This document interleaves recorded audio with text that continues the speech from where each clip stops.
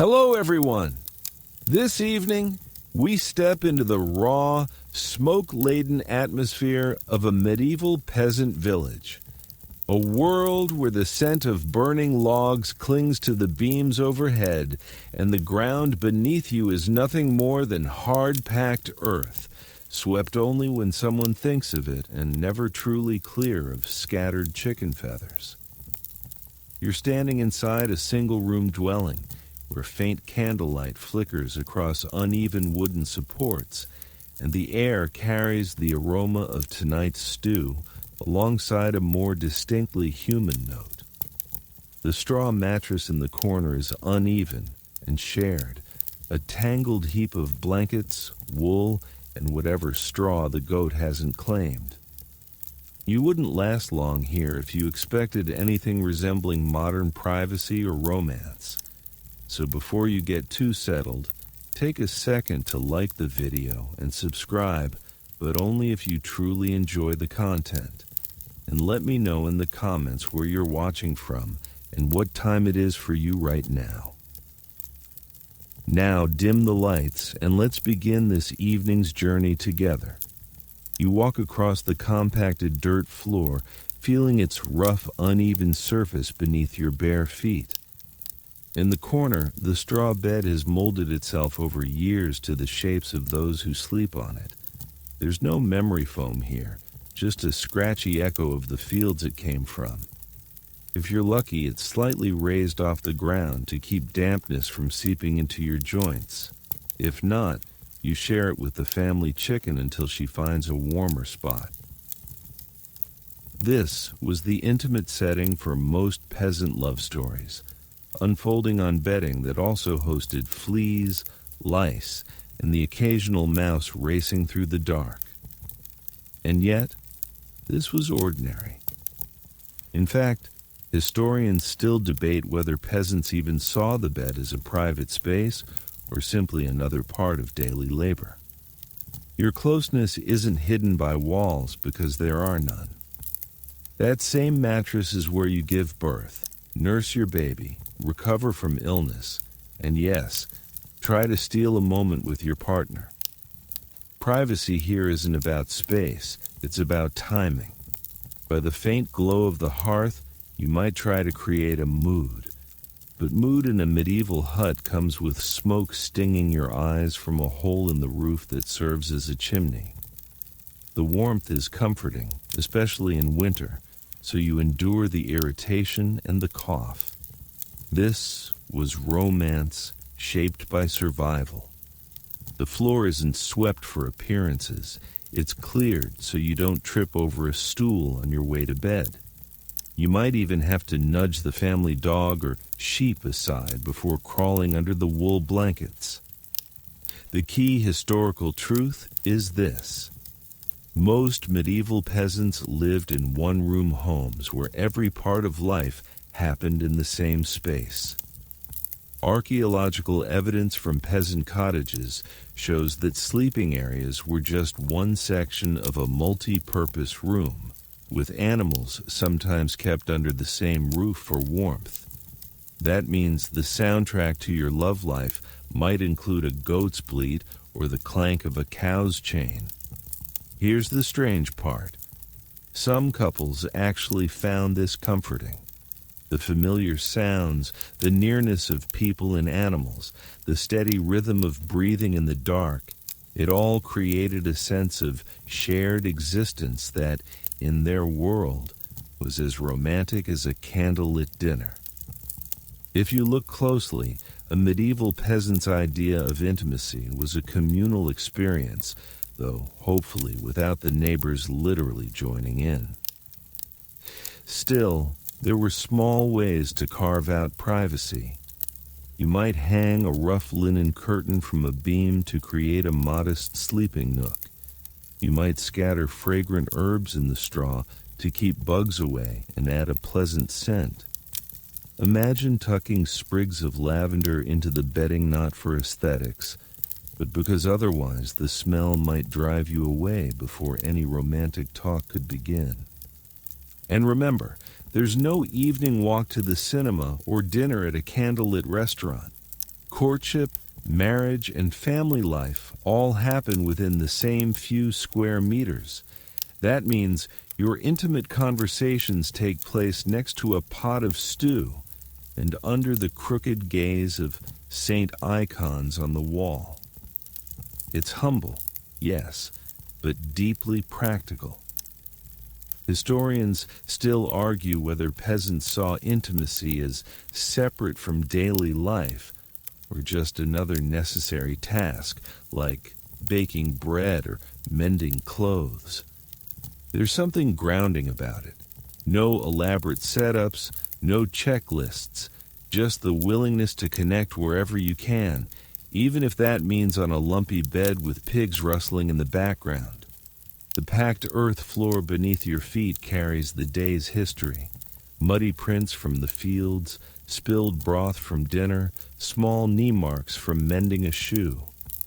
And now, in the fading firelight, it becomes the stage for something softer, quieter, more human. You shift the blankets, settle onto the straw, and accept that romance here isn't about setting the scene.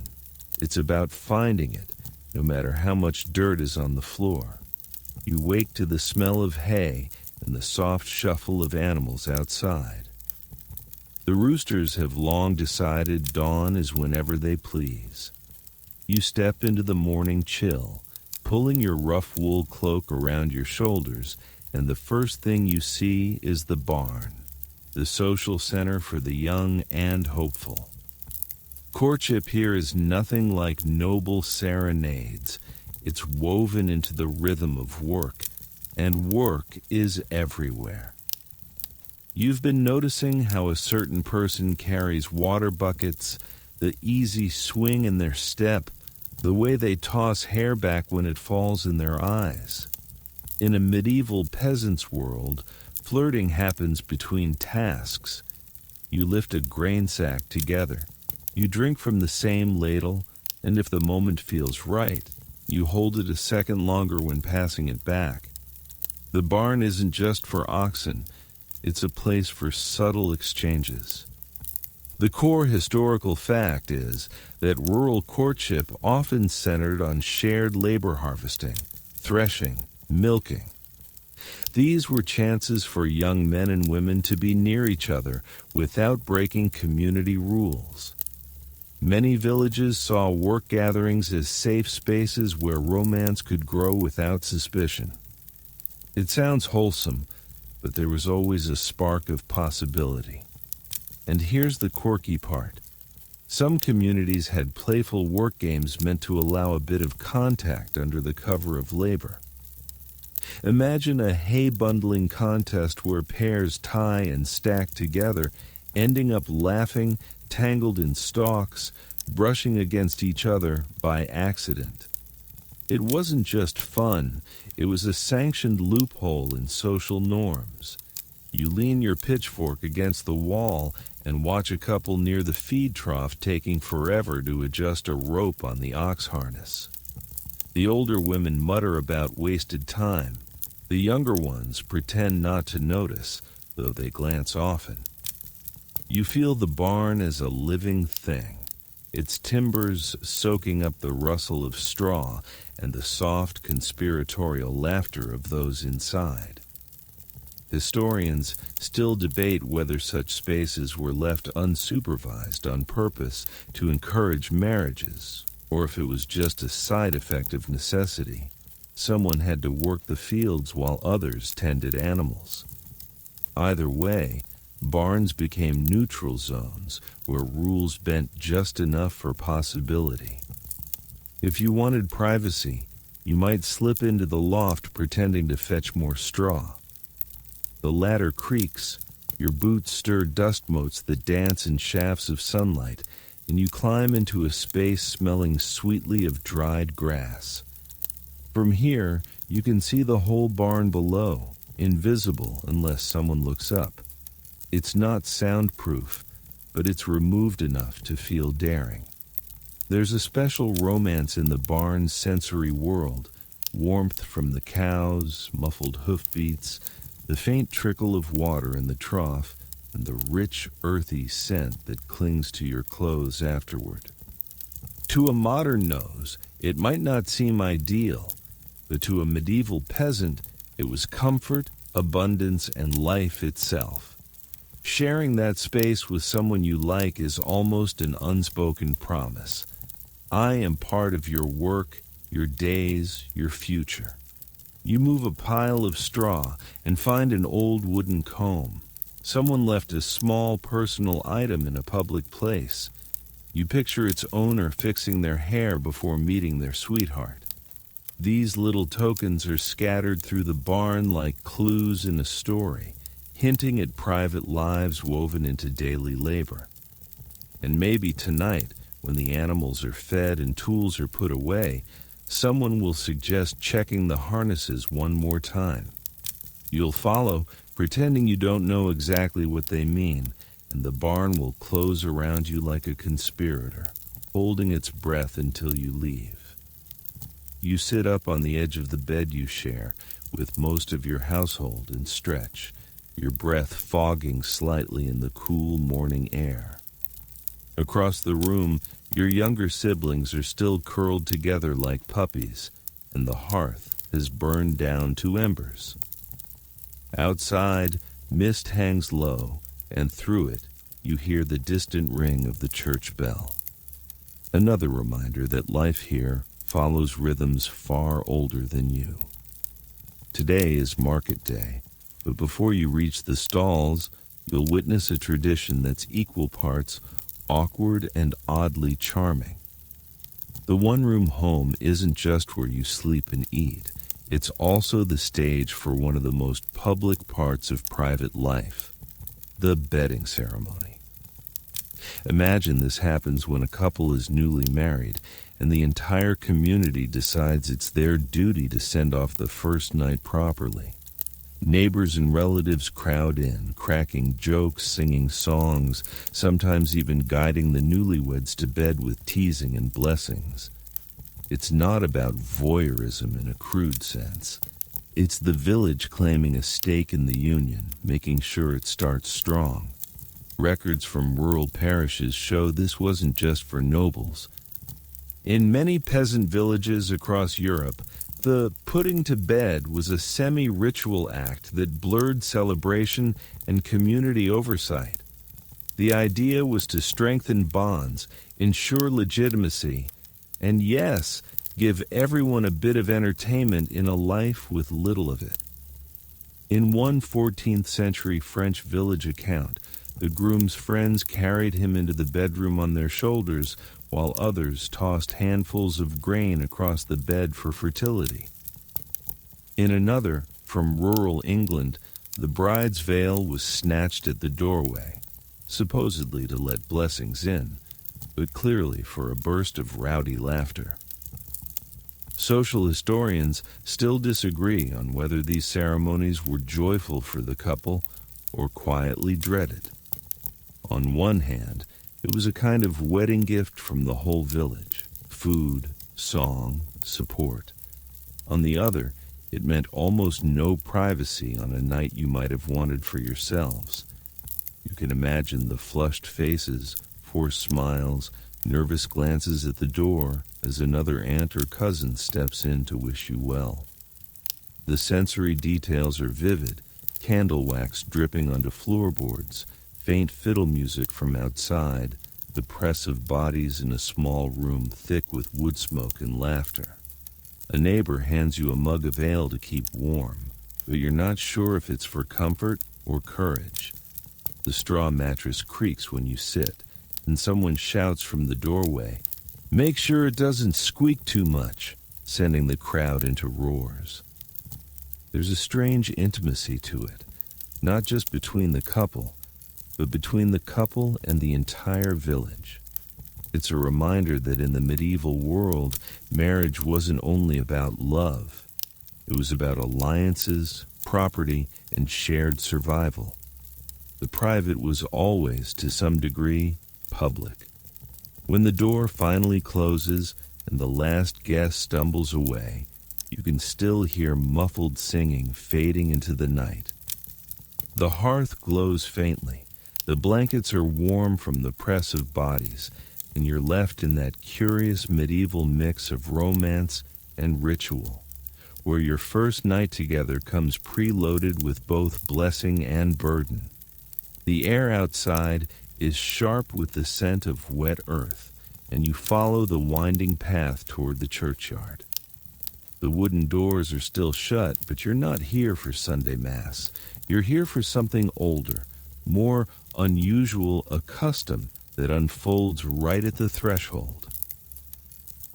In certain parts of medieval Europe, promises of love and fidelity weren't always sealed inside the church before the altar.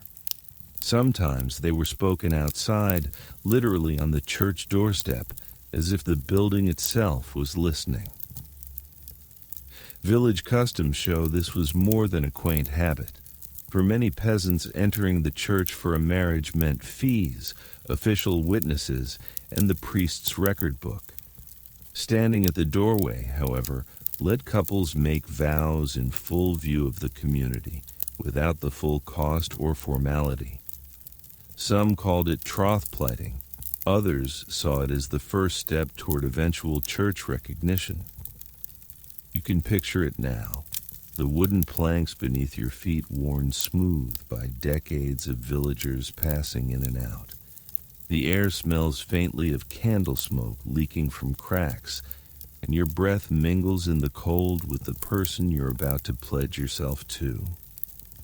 Behind you, a few neighbors pretend they're on their way to fetch water, but they linger just long enough to hear the words. In one 15th century English parish register, a couple exchanged vows this way while holding hands over the threshold stone. The record notes it was as binding as the altar, as long as witnesses could confirm it. In other cases, the local priest might stand just inside the doorway, peering out, offering a blessing without stepping into the open air, half in, half out, as if to preserve the church's dignity. Researchers remain divided on whether these doorstep vows were a legal workaround or a cultural preference. For poorer villagers, it may have been the only affordable option. For others, it might have carried romantic symbolism. The doorway is a transition from one life stage to another. There's a certain poetry to it. The heavy wooden doors frame you both. The carved saints look down with patient expressions. Your hands are rough from work, but steady as you speak the words you've chosen, words that feel both ancient and entirely your own. A gust of wind rattles the latch, almost as if the church itself is giving approval or warning. Afterward, there's no fanfare, no feasting tables, no hired musicians. You might share a piece of bread on the walk back to your cottage, or stop to greet friends who ask if it's official now. In your heart, it is. The church steps are behind you, but the weight of the moment clings like the faint scent of incense in your clothes.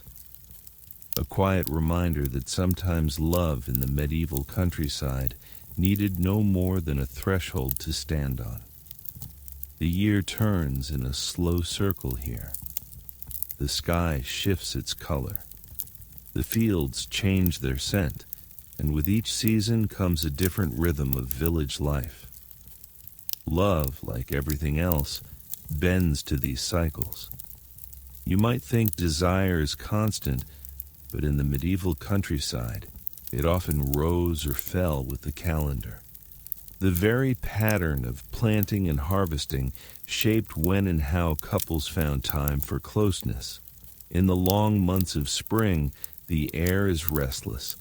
The thaw releases the smell of wet soil, and the planting season demands every able body.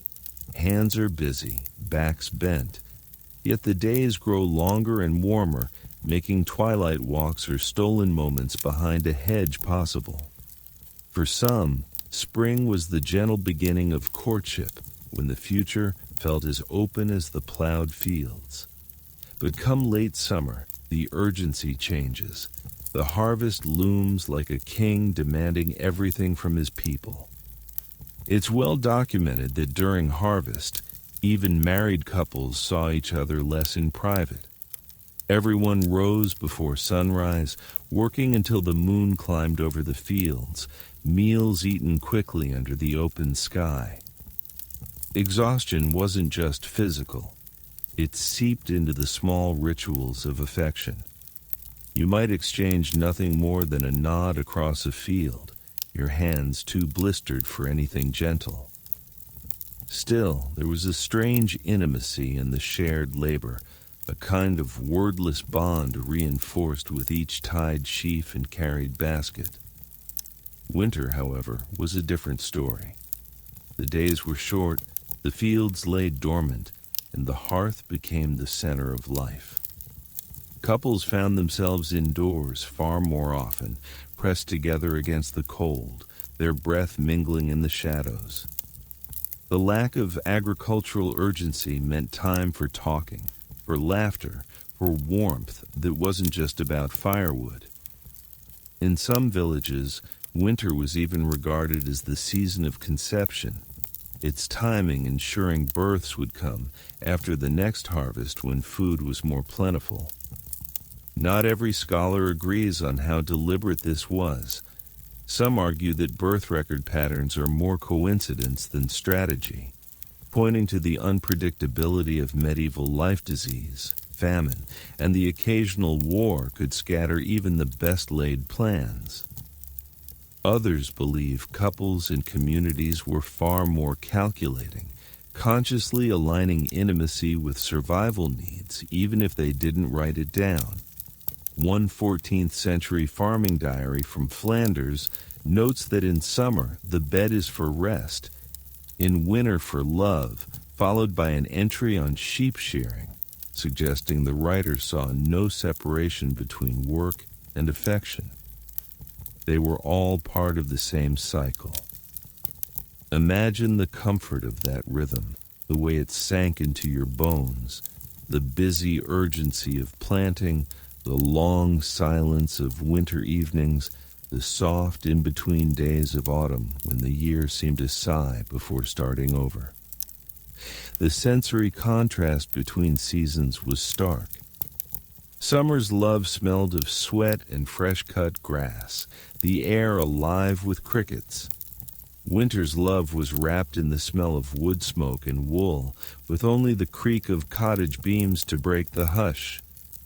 In spring, you might find yourself laughing with your partner while mending tools in the yard, sunlight spilling over the garden plot. In autumn, you'd trade those bright hours for the slow satisfaction of sharing a jug of ale by firelight, knowing the fields were done for the year. Market gossip often reflected these patterns too. In spring, you'd hear whispers of who had been walking together after Vespers. In autumn, the talk might shift to who was expecting a child in the coming spring, a casual calendar kept in the minds of every watchful neighbor. Marriage arrangements were sometimes planned to align with these seasonal tides. A wedding in late winter allowed the couple to settle in before the hardest field labor began. A wedding in early autumn came with the promise of enough stored grain to start a household. There's a kind of romance in the inevitability of it. You couldn't fight the seasons, so you learned to live inside them. Modern life might let you turn on a light at any hour, work when you choose, and find privacy and abundance. But in the medieval village, love was always in conversation with the land itself. The rain, the frost, the swelling of the grain, they all had a say in when you reached for another's hand. And so you find yourself on a late winter night, the wind pushing against the shutters, the fire painting the walls in flickering amber. There's nowhere to be tomorrow except where you already are. No field calling you before dawn. The year will quicken soon enough, but for now, you can let the slow heartbeat of winter set the pace. In this season, desire doesn't hurry. It settles in, uncoiling like a cat by the hearth, content to linger. The barn smells different after dusk. The air turns cooler, the dust settles into the shadows, and the last golden streaks of sunlight fade from between the gaps in the timber. You know the work is done because the animals have gone quiet, save for the occasional slow shuffle of hooves or a contented sigh from the cow stalls. And yet for some, the real purpose of climbing that ladder into the loft is only beginning. Across medieval villages, lofts served more than their obvious function of storing winter feed. They were high, secluded, and muffled by the scent and texture of hay places where you could be out of sight without being far from the center of life. Written accounts from rural communities mention stolen conversations and whispered courtships that bloomed in the dim half-light above the barn floor. The loft was a liminal space, private enough to feel daring, public enough to avoid suspicion if someone happened to pass through. The hay up here is dry and sweet-smelling, prickling against your skin but soft enough to sink into. You can see the moon through the gaps in the roof slats, its pale light falling in fractured lines across the floorboards. From this vantage point, you watch the yard below. Someone closing the hen house, a dog nosing at an empty bucket, while your companion leans close, their voice low so it won't carry. Some researchers point out that lofts offered more than romantic seclusion. They were also safe spaces for exchanging secrets, making plans, or sharing gossip. In communities where nearly every word you spoke could travel by morning, the loft gave you a rare pocket of control over your own story. Whether you whispered about love or a neighbor's scandal, the hay muffled the sound as surely as it muffled the footsteps of mice darting between the bales. Not every loft story ended in affection. Folklore from certain regions paints them as places of mischief or youthful rebellion, where daring boys might boast of sneaking into the loft, only to have the ladder pulled up after them by giggling girls. In some tales, a stern elder would climb up unannounced, scattering the quiet like startled pigeons. These stories served as warnings and entertainment in equal measure, retold with knowing smiles by the hearth. One 15th century German village chronicle describes an incident where a loft meeting led to a public reckoning in the square. The couple had been found lying back on a heap of clover hay, boots off, cheeks flushed, not indecent by modern standards, but suggestive enough for the watchful eyes of their neighbors. The punishment? They were ordered to clean the entire barnyard together, a sentence that probably pleased the gossips more than it shamed the pair. There's something about the sensory world of the loft that lingers in the mind. The tickle of straw in your hair, the faint warmth of hay that's been holding sunlight all day, the gentle rustle as you shift and settle in. You hear the soft breathing of the animals below, steady as a heartbeat, and the occasional creak of the wooden beams adjusting to the cooling night air. The loft becomes a cocoon, wrapping you in its golden walls, making the outside world feel distant and unimportant. In that quiet, you're aware of how small the village is, how little space there is to truly be alone. Yet here, suspended between the floor and the roof, you can imagine you've carved out a corner of your own, a place where laughter is safe, where words can be spoken without ricochet, where time itself feels slower. And when you finally climb down, the ladder swaying gently under your weight, the night air feels cooler, sharper. The yard is almost empty now, the last of the lanterns guttering out. You brush stray bits of hay from your clothes, careful to leave no trace that might catch an elder's eye, and walk home with the faint scent of clover following you like a secret you don't intend to share. Morning comes with a ringing you can hear, even through the mist, the deep, deliberate toll of the church bell. It's not Sunday service. This is the sound that draws villagers toward the great wooden doors for another kind of gathering, the making of vows in front of those who will hold you to them. The practice is older than many of the cottages you pass along the way, and it unfolds in a manner that's both solemn and oddly informal. The church doorway stands open, but the couple does not step inside. Instead, they meet just outside the threshold, where the carved lintel casts a shadow across the worn flagstones. The spot feels charged, as though the air itself is holding its breath.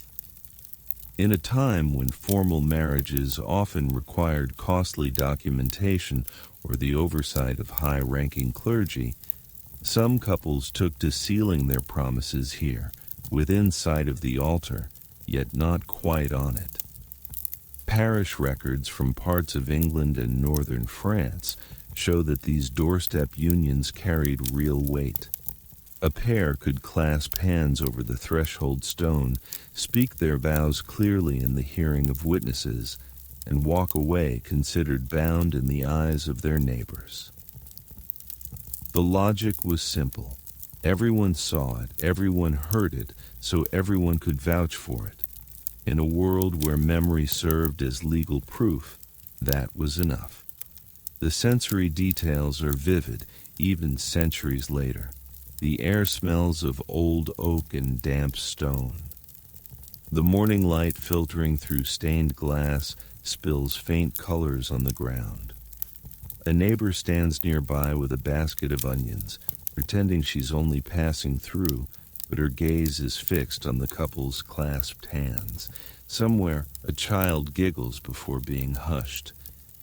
The priest might be just inside, his robes brushing the doorway as he leans forward to murmur a blessing without ever stepping into the sunlight. There's disagreement among scholars about the meaning of this half-in, half-out ritual. Some see it as a clever dodge to avoid certain church taxes or legal entanglements. Others argue it was steeped in symbolism, the doorway as the meeting place between the sacred and the secular, a threshold to a shared life. Perhaps, as with so many rural customs, it was both practical and poetic all at once. In one remembered tale, a bride wore no veil but carried a sprig of rosemary, and the groom brought her a loaf of fresh bread. After their vows, they broke the bread together, each taking a piece before offering some to the small crowd. The act was simple, unadorned, but it bound them to each other and to the village's shared table. When the words are spoken, the witnesses nod and murmur approval. The couple steps back from the shadow into the full light of the square, where the day's ordinary bustle begins again. Bargaining over turnips, the clatter of a cartwheel on the cobbles, the smell of baking bread drifting from a nearby hearth. Life continues, but the couple walks home with a different weight in their step, the threshold behind them, and a shared path ahead. Steam curls from the bathhouse roof like a lazy dragon, and you follow it the way a cat follows a sunbeam. The door creaks, a warm, damp sigh escaping into the chill lane, and the smell hits you first. Resinous wood, wet stone, a hint of rosemary from someone's sachet, and that mineral tang of heated water. You step inside, and the world softens. Voices drop. Laughter turns rounder at the edges, and the clack of wooden clogs on the floor sounds like rain on a dock. Compared to the smoky cottage and the loft's dust, this is a different planet, slick, bright, and pleasantly drowsy. You set your bundle on a bench and look around. The attendants move like practiced dancers, refilling buckets, stoking the furnace, passing out little wooden ladles for pouring hot water over shoulders. The tubs are not private so much as personal. You slip into one and feel your bones remember they've been cold for months. The surface shivers when you breathe. Someone to your left hums a scrap of a song you recognize from last midsummer, and you realize the bathhouse is as much a memory vault as a place to get clean. City and market town records make it clear that public baths were a fixture across late medieval Europe, especially in German lands, France, and parts of Italy. Guild ordinances regulate opening hours, wood supply, and even the quality of towels, as if cleanliness itself needed a union rep. In one set of rules from Augsburg, bathhouse keepers must post a bucket of cool water for faintness and keep the benches scrubbed, a reminder that comfort and order mattered even where people let their shoulders drop. If you're imagining a free-for-all, think again. The bathhouse is managed like a mill, but scented. Of course, regulation rarely stops rumor. The bathhouse is the warmest gossip mill in town. You hear who argued with the reeve over fence lines, who dropped a jug at the well, who stared a heartbeat too long at the baker's apprentice. Reputation floats here like steam. It condenses on the rafters and drips into conversations. You pretend not to listen. Everyone pretends not to listen. Meanwhile, the attendant brings a tray with mugs of watered wine, because apparently your paws need company. Quirky detail for your mental shelf. Some places served snacks and drinks in the tubs, a kind of medieval spa tavern. Picture yourself nibbling a piece of honey cake while soaking, trying not to let crumbs escape into the water like tiny ships of shame. In a few illustrations, bathers wear conical felt bath hats to keep their heads cool, a look that says relaxed wizard more than health regimen. It is practical and also a little fabulous. You glide your hand through the water and feel the heat return feeling to your fingers. Across the room, a couple shares a low-voiced joke, their laughter dissolving into the steam. That is the quiet truth of this place. The bathhouse is a social cushion, a pocket of amnesty where conversation loosens and glances grow friendly. Affection here is public, but softened. People sit shoulder to shoulder, passing the ladle, offering a towel, complimenting each other's rosemary sachets with a sincerity that might be flirtation or might just be gratitude. Scholars are still split on how mixed these spaces typically were. Some periods and regions likely hosted co-ed bathing at certain hours, while others enforced alternation by sex or strict separation behind screens. Church councils and moralists issued periodic warnings about indecencies in baths, which tells you less about what always happened and more about what worried them. The truth seems locally flavored. What is improper in one town might be ordinary in the next, the rules fogging and clearing with the steam. Meanwhile, you discover a secret bathhouse law. No one moves fast. The heat slows you down, turns your thoughts to syrup, and even the snarkiest neighbor becomes a mellow reed in the warm current. That does not mean the place is innocent. The bathhouse keeper takes care to usher out rowdy youths and to keep a watchful eye on alcoves where shadows gather too eagerly. Municipal fines exist for disorderly conduct among bathers, which is bureaucratic code for you know exactly what. Let's keep it PG and say the staff know how to tap a bucket against the floor in a way that resets the room's mood. You lean your head back against the rim and watch the ceiling beams darken with moisture. Somewhere behind the furnace wall, a log shifts with a hollow thump. There's a pleasant vanity to the bath as well. The little wooden combs, the packets of herbs tied up in cloth, the way people emerge glowing as if the world has been sanded smoother. If you came here after a long day threshing, you leave feeling as if you could be painted into a manuscript margin with tiny gold leaf around your cheeks. Not everyone approves. A friar on the square has been known to sermonize about the perils of warm water and warmer company. And after waves of plague, some towns curtailed bathing, or at least the sociable kind. The rationale shifts. Sometimes hygiene is praised, sometimes feared. But the bathhouse persists like a stubborn spring. When restrictions arrive, the village mutters and adapts, shifting to private tubs in back rooms or to riverside washing when the weather permits. The steam belongs to people, and people are inventive. You strike up a conversation with the woman in the next tub.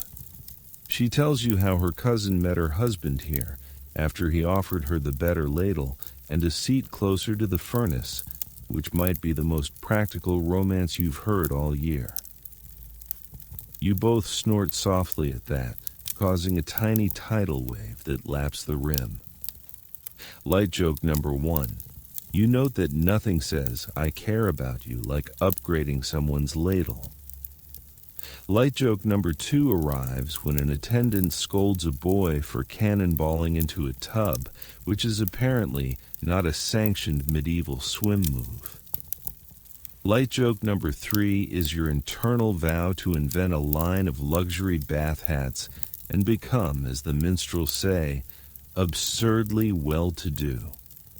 Under all the humor lies a tender truth. The bathhouse gives peasant life something it rarely offers: sanctioned pause. The door shuts out chores. The heat unwinds the day. And you are allowed, if only for an hour, to be a body floating in comfort rather than a pair of hands pulling, lifting, mending, hauling. That change in posture invites a change in feeling. Conversations tilt toward confidences. Eyes soften. A shoulder leaning lightly on another's becomes both a thank you and a maybe. Early modern moralists later tried to paint bathhouses as dens of vice, and there were certainly places where sex work attached itself to the business like ivy. But the picture is broader and warmer. Many bathhouses were family enterprises, their ledgers full of wood deliveries and towel laundering, their rooms busy with elders, children, and laborers seeking heat and quiet. If temptation rises with the steam, so too does kindness. The truth you carry out with your towel is complicated and humane. When you finally climb from the water, your skin feels new. Your hair smells faintly of herbs, and the evening air outside has the texture of silk. You step into the lane with slow feet, the world a little fuzzed at the edges in the nicest way. The bathhouse door closes behind you with the soft thunk of a satisfied book. Tomorrow's chores will return with their sharp elbows, but tonight your body remembers softness, and so does your heart. You tuck that memory away like a warm pebble, small enough to carry, heavy enough to matter. The village green looks almost ordinary by day. Patches of grass worn thin by passing feet, a few benches weathered into silver gray, chickens pecking in the dust. But tonight, it's transformed. Torches flicker around a tall wooden pole wrapped in fresh greenery and bright ribbons. Drums thump in an unhurried heartbeat, and the air smells of wood smoke, crushed grass, and something sweet baking in a nearby oven. The maypole dance is about to begin, and with it, a night that toes the line between tradition and temptation. May festivals in medieval Europe were a curious blend of sacred and unruly. Chroniclers note that they often coincided with religious feast days, yet the tone leaned more toward revelry than piety. The pole itself, stripped of bark and dressed in ribbons, became a magnet for music, laughter, and rituals steeped in fertility symbolism. Some towns even placed it near the church, as if daring the sacred to look the other way. Others set it in a meadow or green space beyond the walls, giving the celebration a freer edge. A 15th century account from the Low Countries describes the maypole dance as a weaving of bodies as much as ribbons pairs, stepping in and out, circling and crossing paths until the pole was dressed in a braid of color. The participants weren't randomly chosen. Glances exchanged earlier in the day determined who danced with whom. A hand lingering a fraction longer on the ribbon was sometimes all the signal needed to arrange a meeting after dark. The soundscape is layered, drums low and steady, flutes darting between the beats, the occasional call from someone offering mugs of spiced ale. The ribbons snap softly in the breeze, and when the dancers pass near, you catch the scent of crushed flowers woven into hair. If you stand at the edge of the circle, you can watch alliances form and dissolve in the space of a song. Scholars debate whether these dances were primarily about matchmaking or about reinforcing community ties. Some argue that they offered sanctioned opportunities for flirtation under the watchful eye of the village, while others suggest the focus was on collective joy with romantic pairings as a byproduct. Either way, the energy was unmistakable, an undercurrent that made the air feel lighter, the night more elastic. Quirky customs emerged from region to region. In some English villages, the maypole wasn't just for dancing. It was climbed by daring young men competing for small prizes tied to the top. In certain alpine regions, a bachelor might plant a decorated pole outside a woman's home as a declaration of interest. In both cases, the gesture mixed bravado with a hint of public claim, and the resulting gossip could fuel the next week's market chatter. From where you stand, the dance is hypnotic. Feet kick up dust in perfect counterpoint to the ribbons winding tighter around the pole. There's a rhythm to the weaving, and when the music shifts, the dancers reverse, unwinding what they have made, a quiet reminder that connections can loosen as easily as they form. You feel your own body swaying in time, even if you never touch a ribbon. The night deepens. Lanterns swing from posts, casting warm puddles of light across the grass. The music softens, replaced by scattered conversations and laughter that carries across the green. Somewhere in the shadows, a few pairs drift away, disappearing into the lanes that spiderweb out from the village heart. No one pretends not to notice, but no one comments either. It's part of the rhythm, as natural as the weaving and unweaving of ribbons. And when the last drum beat fades, the maypole stands alone, dressed in its tangle of colors. Tomorrow it will be just a pole again, a tall stick in the ground with ribbons fluttering in the daylight. But tonight, it was a magnet for movement and glances, a reminder that even in the most tightly bound community, there's always a thread or two left loose, waiting to be picked up when the music plays again. The bed smells faintly of smoke and wool, but tonight it also holds something less tangible. Luck. Or so you've been told. Earlier in the day, you noticed your partner slipping away from the hearth and returning with an oddly lumpy pillow. Now, as you pull back the blanket, you feel it. A bundle tucked beneath the sheets, small enough to hide in a closed fist, but heavy with meaning. In the medieval countryside, superstition wrapped itself around intimacy like ivy, and one of its strangest tendrils, was the habit of placing charms in the bed to protect or enhance fertility. Archaeological digs in rural homes have uncovered tiny pouches, knotted cords, and even small carved tokens hidden near sleeping areas. These weren't decorative. They were working tools of folk belief intended to ward off illness, bad luck, or an evil eye that might harm the couple's chances of conceiving. Some were stitched with symbols, others filled with herbs like rosemary, rue, or pennyroyal plants, thought to have power over the body in ways both protective and persuasive. Written notes from 14th century herbalists make it clear that these practices sat somewhere between medicine and magic. A sprig of vervain tied with red thread might be prescribed to encourage the seed to quicken, while certain stones were kept to turn away barren winds. The language is both poetic and opaque, which probably suited the people using it. Mystery was part of the charm's power. One story from an English village tells of a bride who slipped a coin minted in her birth year under the mattress to ensure that her own fortune would grow in the new household. In another, from the hills of Bohemia, couples placed a length of braided hair beneath their pillow, binding their lives together in a literal thread. These tokens were sometimes left in place for months, even years, renewed only when a birth, a death, or a sudden turn in luck demanded it.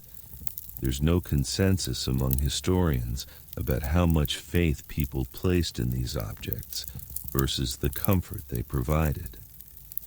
Some argue that charms were primarily psychological small assurances in a world without much control over health or fate.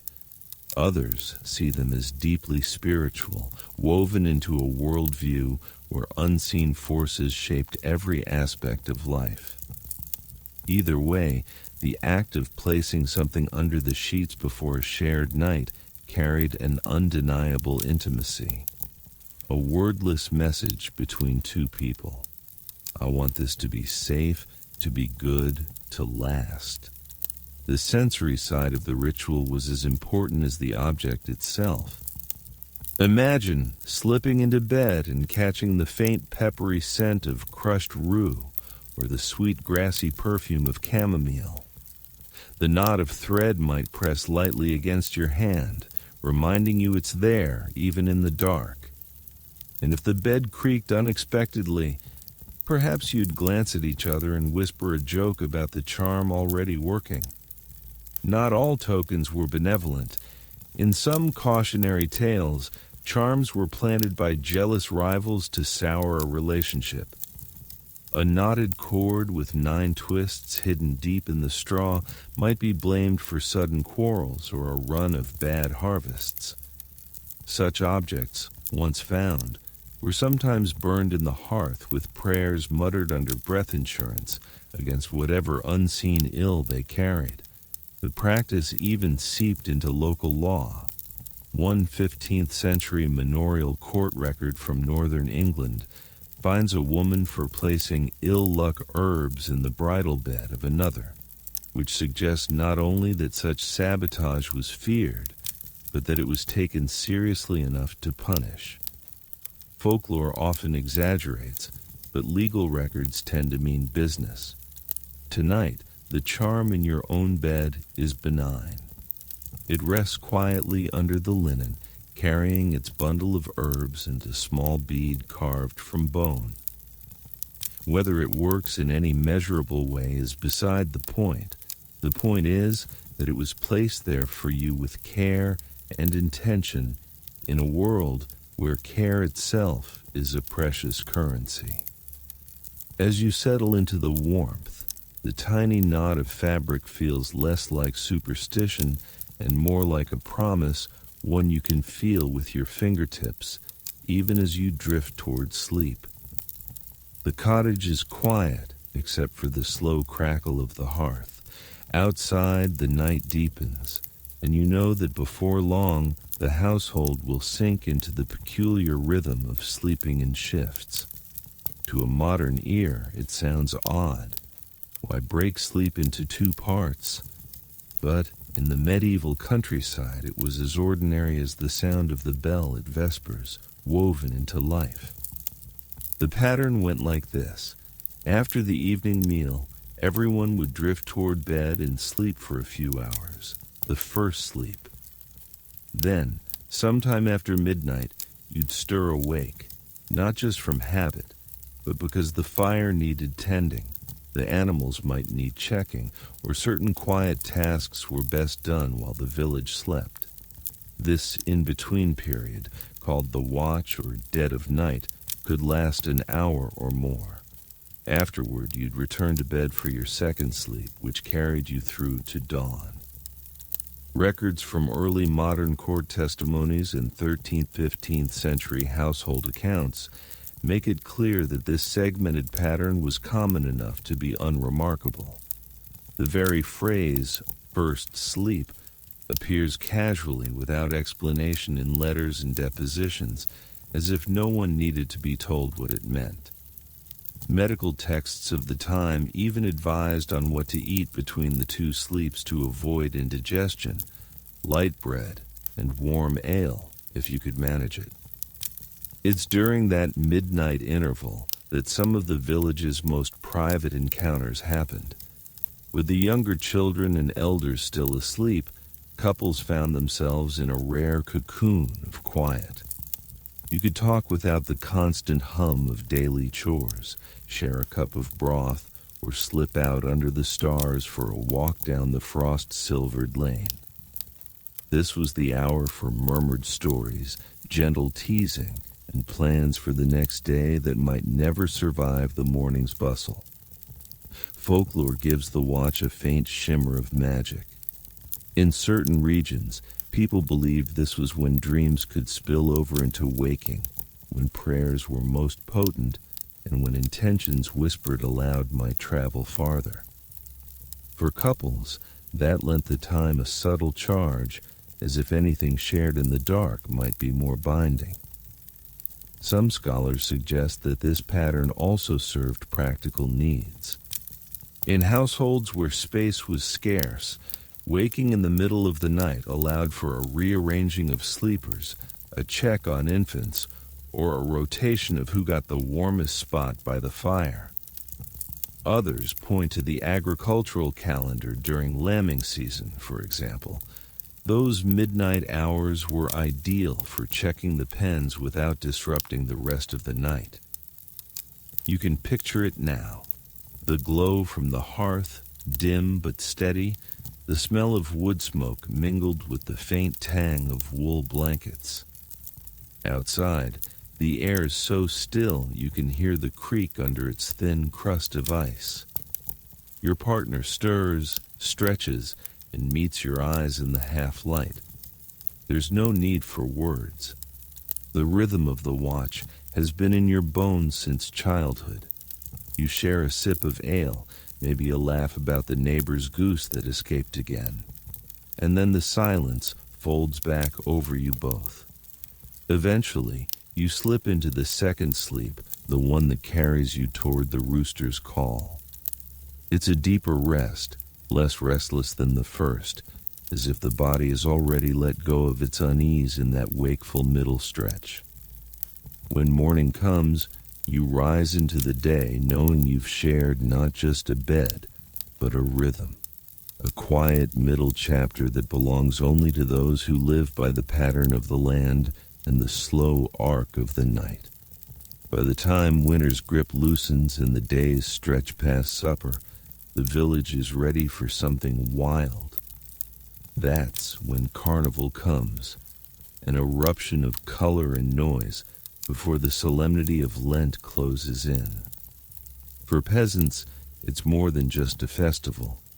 It's the one time of year when rules wobble like a loose wheel on a cart, and the air itself seems to smell of mischief. The streets fill with masks, some carved from wood and painted in bright, crude strokes, others made from scraps of cloth sewn together into faces that grin or leer.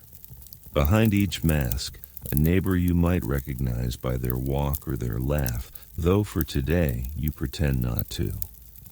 Musicians roam in loose packs, drummers with skins tight enough to wake the next village, pipers darting melodies in and out of the crowd like quick birds.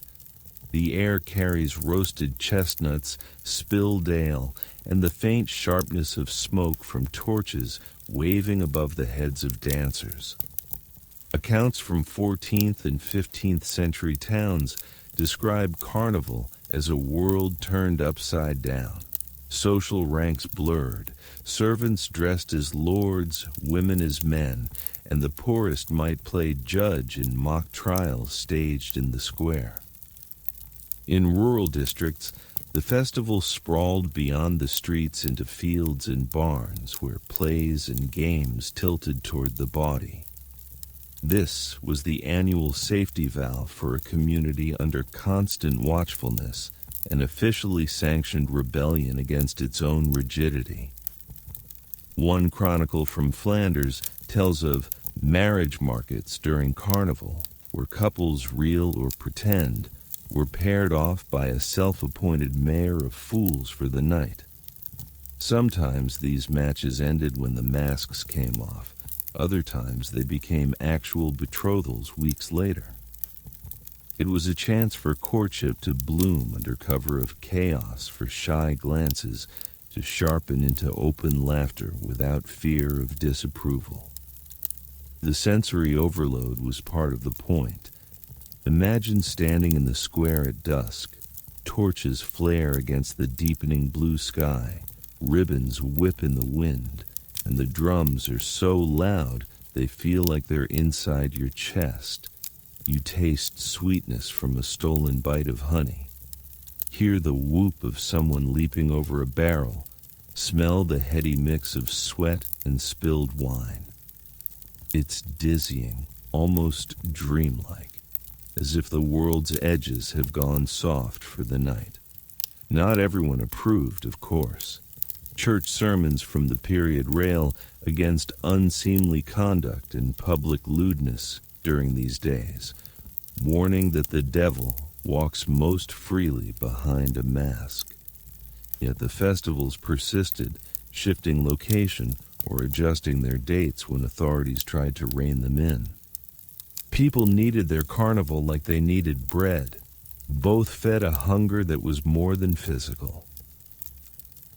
A curious regional twist appears in some alpine villages where carnival included a procession of the bed. Young men carried a large wooden frame draped in blankets through the streets, inviting onlookers to climb in for a joke or a mock blessing. It was half comedy, half coded invitation, and entirely in the spirit of bending propriety until it creaked. Some historians see carnival as a form of controlled release, a temporary chaos that reinforced order once it ended. Others believe it was a genuine crack in the social fabric, a reminder that the boundaries could be shifted, even if just for a handful of days. Either way, it offered moments that might never have happened in the rigid daylight world. A masked dancer pulling you into the circle, a whispered joke that feels sharper because you can't see the speaker's eyes, the warm press of strangers in a space too small for so many bodies. By morning, the streets will be strewn with wilted flowers, broken ribbons, and the dregs of overturned mugs. Masks will hang from nails in the rafters until next year. But tonight, the village moves as one restless, laughing, slightly tipsy organism shaking the dust from its bones before returning to the long, straight days of work. And if some connections made under the mask last beyond the festival, well, perhaps that's just another kind of blessing wrapped in music and smoke. You hear the commotion long before you see it, boots thudding on packed earth, laughter that tips a little too loud, and a sharp cry that could be mock fear or the real thing. You step out into the lane, and there they are, A knot of young men sweeping past with ribbons tied to their sleeves, a girl hoisted high for a heartbeat, then set down again. As the crowd surges like a river around a rock, someone yells, "Pay the ransom!" Audavie. Someone else brandishes a garland, and the whole village vibrates with that peculiar blend of festival and warning. Tonight's game is the oldest story with the messiest edges. Marriage by capture, the playful kind that sometimes forgets it's supposed to stay playful. You trail them toward the green. The air smells of crushed thyme and lantern smoke, and the moon looks like a coin no one can reach. The girl's friends circle her like geese hissing, defending, laughing, while the would-be captors perform exaggerated bows and plead for the honor of borrowing the bride. If you're thinking theatrics, you're not wrong. In plenty of European villages, wedding seasons came with mock abductions, staged chases, and ransom games. Shoes are stolen, veils are mislaid, and the bride herself goes missing for an artfully timed 10 minutes until someone produces a jug of ale or a promise of a larger feast. Village memory carries this as custom, the way a body carries a scar, visible, complicated, still tender if pressed.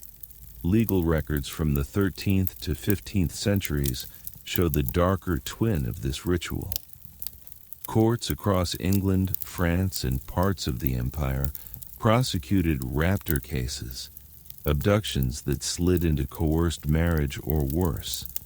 Church law after the 12th century made consent central to a valid union, and ecclesiastical courts could nullify marriages when that consent was absent. In the ink of those ledgers, you can hear the other sound beneath tonight's drumbeat, the one no one wants to let drown out the music. The page is clear. Sometimes the game stopped being a game, but here, right now, the village insists on the festive script. A boy in a wreath blows a cracked horn. A cousin lays down the rules. The groom must find the missing bride by riddles shouted from different doorways. You grin despite yourself. Riddle 1 is so bad it should be fined by the manorial court. Light joke number 1. You mutter that whoever wrote it owes everyone a new batch of ale for damages to the language. The groom sprints, breath-making little ghosts in the air, while the crowd fans out to hide hints under stools, inside hats, and once with tremendous ceremony beneath a sleepy cat. Song breaks out, the sort that thumps more than it harmonizes, and a pair of grandmothers start the clapping, beating time with wooden spoons. A girl tosses the groom's cap from hand to hand, each throw punctuated by demands: a promise for the midwife's new kettle, 2 wheels of cheese for the church roof, an extra barrel for the harvest feast. If ransom is a joke, it is also accounting. Weddings are community projects, and this rowdy ledger ensures everyone sees what is being invested in the union. Ethnographers who later collected village customs describe versions of this far beyond one valley. In some places, the bride's shoe is the hostage, paraded on a cushion until beer liberates it. Elsewhere, the bride herself is kidnapped to a neighbor's cottage where she is plied with sweet buns, while the groom negotiates her return in public, half proof that he can provide. You can almost hear the moral humming under the laughter. A marriage feeds more mouths than 2. The tricky part is intent. Some researchers read these rituals as symbolic rehearsals of an older reality, a domesticated echo of real abductions from an earlier age. Others see them as theatrical tests of generosity and resolve, a way to measure a groom's standing with wallets and wit rather than muscle. The field still is not settled on a single interpretation, and probably never will. Local practice is stubbornly local. What rings constant is the village's need to witness the crossing from single to wed, and to mark that crossing with noise. You catch up to the groom near the alehouse where the loudest riddles are being broadcast from a window full of laughing faces. He is red-cheeked, determined, and not nearly as clever as he thinks he is. Light joke number 2. He declares he will follow his heart, then immediately runs the wrong direction, which is perhaps the most accurate metaphor for newlyweds anyone has performed. A chorus of aunts corrects him without mercy. He bows, recovers, and finally locates the bride, a triumphant reveal behind a curtain of drying linen, steam ghosting up from the tubs like applause. For a second, the world shrinks. The crowd hushes. She steps forward, not so much rescued as choosing to be found, and places her hand on his wrist where the pulse runs. You can feel the ceremony under the horseplay in the way they hold each other's gaze. Consent imperfectly staged but insisted upon nonetheless. The cousins cheer. The wreath boy toots the horn again, which remains a sonic crime. Light joke number 3. You vow silently to steal that horn in the name of public peace, then realize that would count as yet another abduction, and you've had enough felonies for one evening. The pair is led to the green, where a rope is stretched low for a hurdle jump. He must lift her, clear the rope, and not drop her in the mud that everyone pretends is not waiting like a hungry mouth. On the first try, he stumbles, they teeter, and the rope keeper wickedly raises it a finger higher. On the second, he finds his footing, and the collective intake of breath turns into shouts as they sail over, landing in a spray of damp earth and ribbon tails. Mud streaks their boots. Pride shines from their faces. If the village wanted a picture of partnership, it has one. Somewhere between the laughter and the reclaimed shoe, someone slips a sprig of rue into the bride's palm. A quiet apotropaic gesture against envy and ill will. It is a tiny, pungent mercy, a reminder that even amid the jests, protection matters. A jug appears. The rim passes from hand to hand. The ransom has become a toast.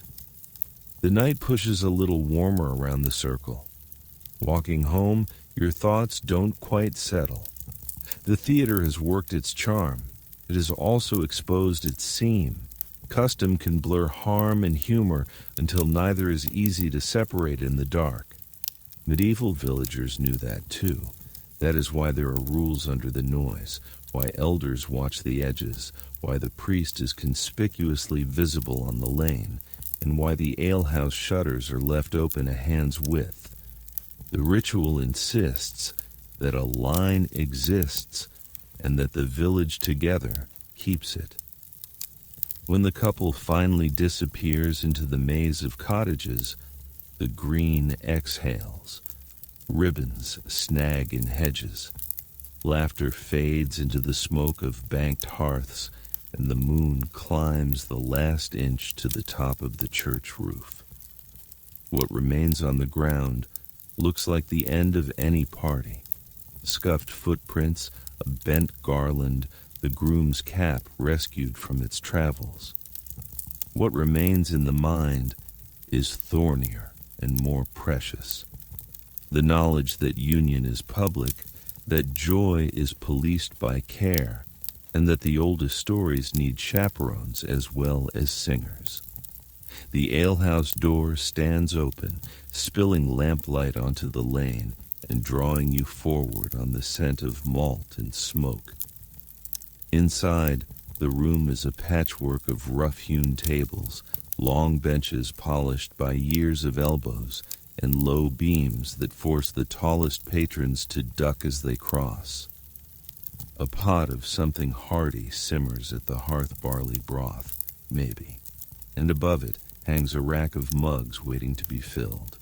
The air is loud with talk and laughter, but underneath it all hums the rhythm of tankards meeting tables, the heartbeat of every village evening. For all its noise, the alehouse is not chaos. It has its own choreography. Neighbors cluster according to trade, age, or temperament, farmers near the door so they can come and go, craftsmen closer to the hearth, and at least one table claimed by women who come to trade news under the cover of buying beer to take home. The alewife, sharp-eyed and quick with her ladle, runs the room like a general, making sure no one's cup stays empty long enough to think about leaving. Guild records and manorial accounts confirm that alehouses were essential to medieval rural life, not just for drink, but for gathering, bargaining, and hearing the day's unofficial news.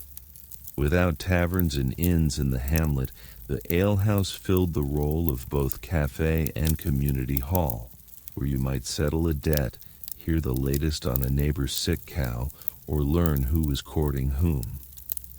The line between public and private blurred here. Conversation could turn from harvest prices to personal matters in the space of a swallow. The flicker of flirtation was part of the atmosphere, as familiar as the smell of hops, a sideways smile while passing a mug, a hand brushing another's when settling change, a joke told with eyes fixed a little too long. These were the small currents beneath the roar of voices. Couples might meet here as just neighbors, but leave having arranged to walk home the long way. In a culture with few sanctioned spaces for courting, the alehouse offered a warm, noisy cover for such beginnings. In one 15th century court record from Kent, a dispute over a marriage arrangement started when a young man was accused of overfamiliar converse with a brewer's daughter during a busy market evening. His defense, he was only asking about the quality of her hops. The bench of elders fined him anyway, perhaps less for impropriety than for the crime of thinking anyone would believe the excuse. Not all alehouse courtship stayed light-hearted. Sometimes drink loosened tongues past the point of charm, and the alewife would intervene, often by sliding a bucket of cold water onto the table with a pointed look. Some regional bylaws even gave alewives authority to eject anyone who disturbed the peace with importunities, a polite phrase for bothering people who weren't interested. Still, much of the intrigue here was unspoken. You sip your mug and watch the subtle patterns. Who leans in? Who leans away? Whose laughter rises half a pitch when a certain person approaches? The smell of yeast and wood smoke clings to everyone equally, masking whatever scent might have been carried in from the lane.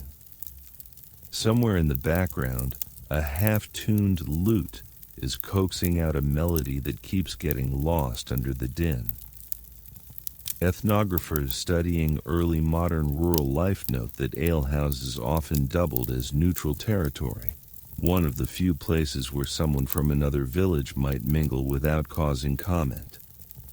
That opened the door to romances that crossed parish lines, which could be thrilling or problematic depending on family alliances and rivalries. Here in the golden lamplight, differences blur. Everyone's hands are calloused, everyone's boots are muddy, and everyone's eyes catch the firelight the same way. The quirks of the room add their own texture, a carved heart in the beam above the hearth with initials too faded to read, a patch on the bench where the wood is worn smooth from years of boots resting against it, a cluster of dried herbs hung over the door. Not decoration, but protection. A quiet nod to the alewife's own superstitions. These details root the space in the same way the ale does, solid, sustaining, and just intoxicating enough to let the edges of the world soften. You watch as a man offers his seat to a woman carrying a jug, then slips onto the bench beside her rather than returning to his friends. The exchange is brief, nothing more than a few words lost in the noise. But they rise together a short while later and head into the cool night. Whether it's a planned meeting or a chance spark, only they will know. By the time the fire burns low and the talk grows slower, the alehouse has done its work. It has warmed bodies and eased conversations, stitched a few more threads between people and perhaps loosened others. Stepping back into the lane, the night feels quieter than it is. The muffled laughter inside clings to you like the smell of smoke in your hair. You walk home slower than you left, carrying the taste of malt on your tongue and the hum of a room where nothing is ever entirely just about the ale. The smell of fresh bread hits you before you even see the bakehouse. It's an early morning scent, yeast, wood smoke, and that deep, nutty sweetness of grain turning into something more than itself. You round the corner, and there it is, a low, whitewashed building with a tall chimney exhaling in lazy spirals, the doors propped open to let the heat spill into the cool air. And inside, the baker and his helpers move with the precision of a well-rehearsed dance. But this isn't just a place for loaves and crusts. In the village imagination, bread and courtship have been kneaded together for as long as anyone remembers. Village law ties bread to more than sustenance. It's a gift that travels easily between households, a token of goodwill, and in the right hands, a quiet declaration. A small, well-shaped loaf left at someone's doorstep might mean nothing more than thanks for a favor. Or it might mean something else entirely, depending on the giver's timing and the recipient's blush. In certain regions, a bread gift from an unmarried person to another unmarried person was the kind of gesture that drew whispers at the well the next morning. Household accounts from the 14th and 15th centuries sometimes list courtesy loaves given outside of feast days. These appear in the margins of ledgers, often in the same hand that recorded wedding expenses months later. A sweetened bun spiced with cinnamon or nutmeg, if the household could afford such luxuries, carried a double weight. It was rare enough to be memorable and perishable enough to encourage a swift reply. The bakehouse itself could be a stage for subtler exchanges. You picture it now, flour dusting the air like first snow, the roar of the oven when the door swings open, the glow from within painting the bakers' faces in gold. Someone slips in to collect their order and lingers just a heartbeat too long, asking about the next batch. Hands brush while passing a basket. A comment about the weather turns into a story about last year's harvest. And in that warmth, literal and otherwise, the exchange feels private despite the clatter of paddles and the shuffle of feet. One charming account from a Devon village tells of a baker's apprentice who shaped a loaf into the rough outline of a heart, tucking it among the round ones in a basket for a girl who came to buy bread each week. Whether she noticed immediately or not, the record doesn't say, but the two married within the year, which the village no doubt took as proof of the bread's magic. Not all bread courtship was sweet. In some places, a poorly made loaf offered in jest was a way of teasing or even testing a potential partner's patience. One folkloric tale warns of a woman who rejected a suitor after he presented her with bread so hard it cracked a bench when dropped. Whether by accident or design remains unclear. Scholars who study rural humor point out that such exchanges were part of the courtship dance, revealing not only skill but wit. The link between bread and love also had a spiritual undertone. In Christian symbolism, bread was life itself, a gift from God, and sharing it could carry a sense of blessing. Giving someone bread from your own oven was a quiet way of saying you wanted them to be part of your table, your home, your daily sustenance. It's the kind of gesture that needed no explanation because the meaning was baked in from the start. You imagine yourself slipping a warm loaf into someone's hands, feeling the heat pass between you along with the faint crunch of crust. Maybe you've scored the top with a simple cross, maybe with an intricate pattern that says more to them than anyone else would notice. They thank you, and the exchange is over in a moment, but the scent of it will follow them home, filling their kitchen and their thoughts in equal measure.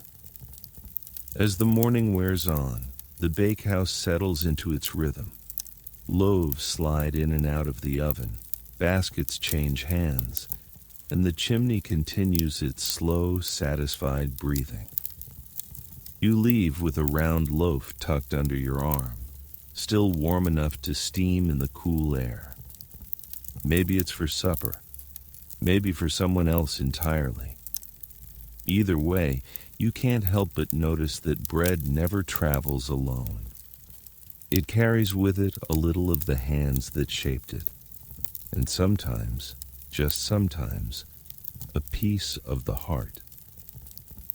The edge of the village melts into hedge and crooked oaks, the kind that twist their branches like old men leaning in to hear gossip. Beyond them lies the stretch everyone knows by its half-whispered name, the Forbidden Woods.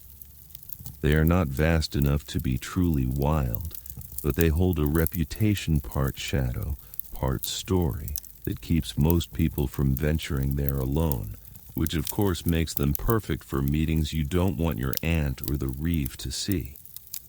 By daylight, the woods are almost welcoming. Birdsong drips from the branches.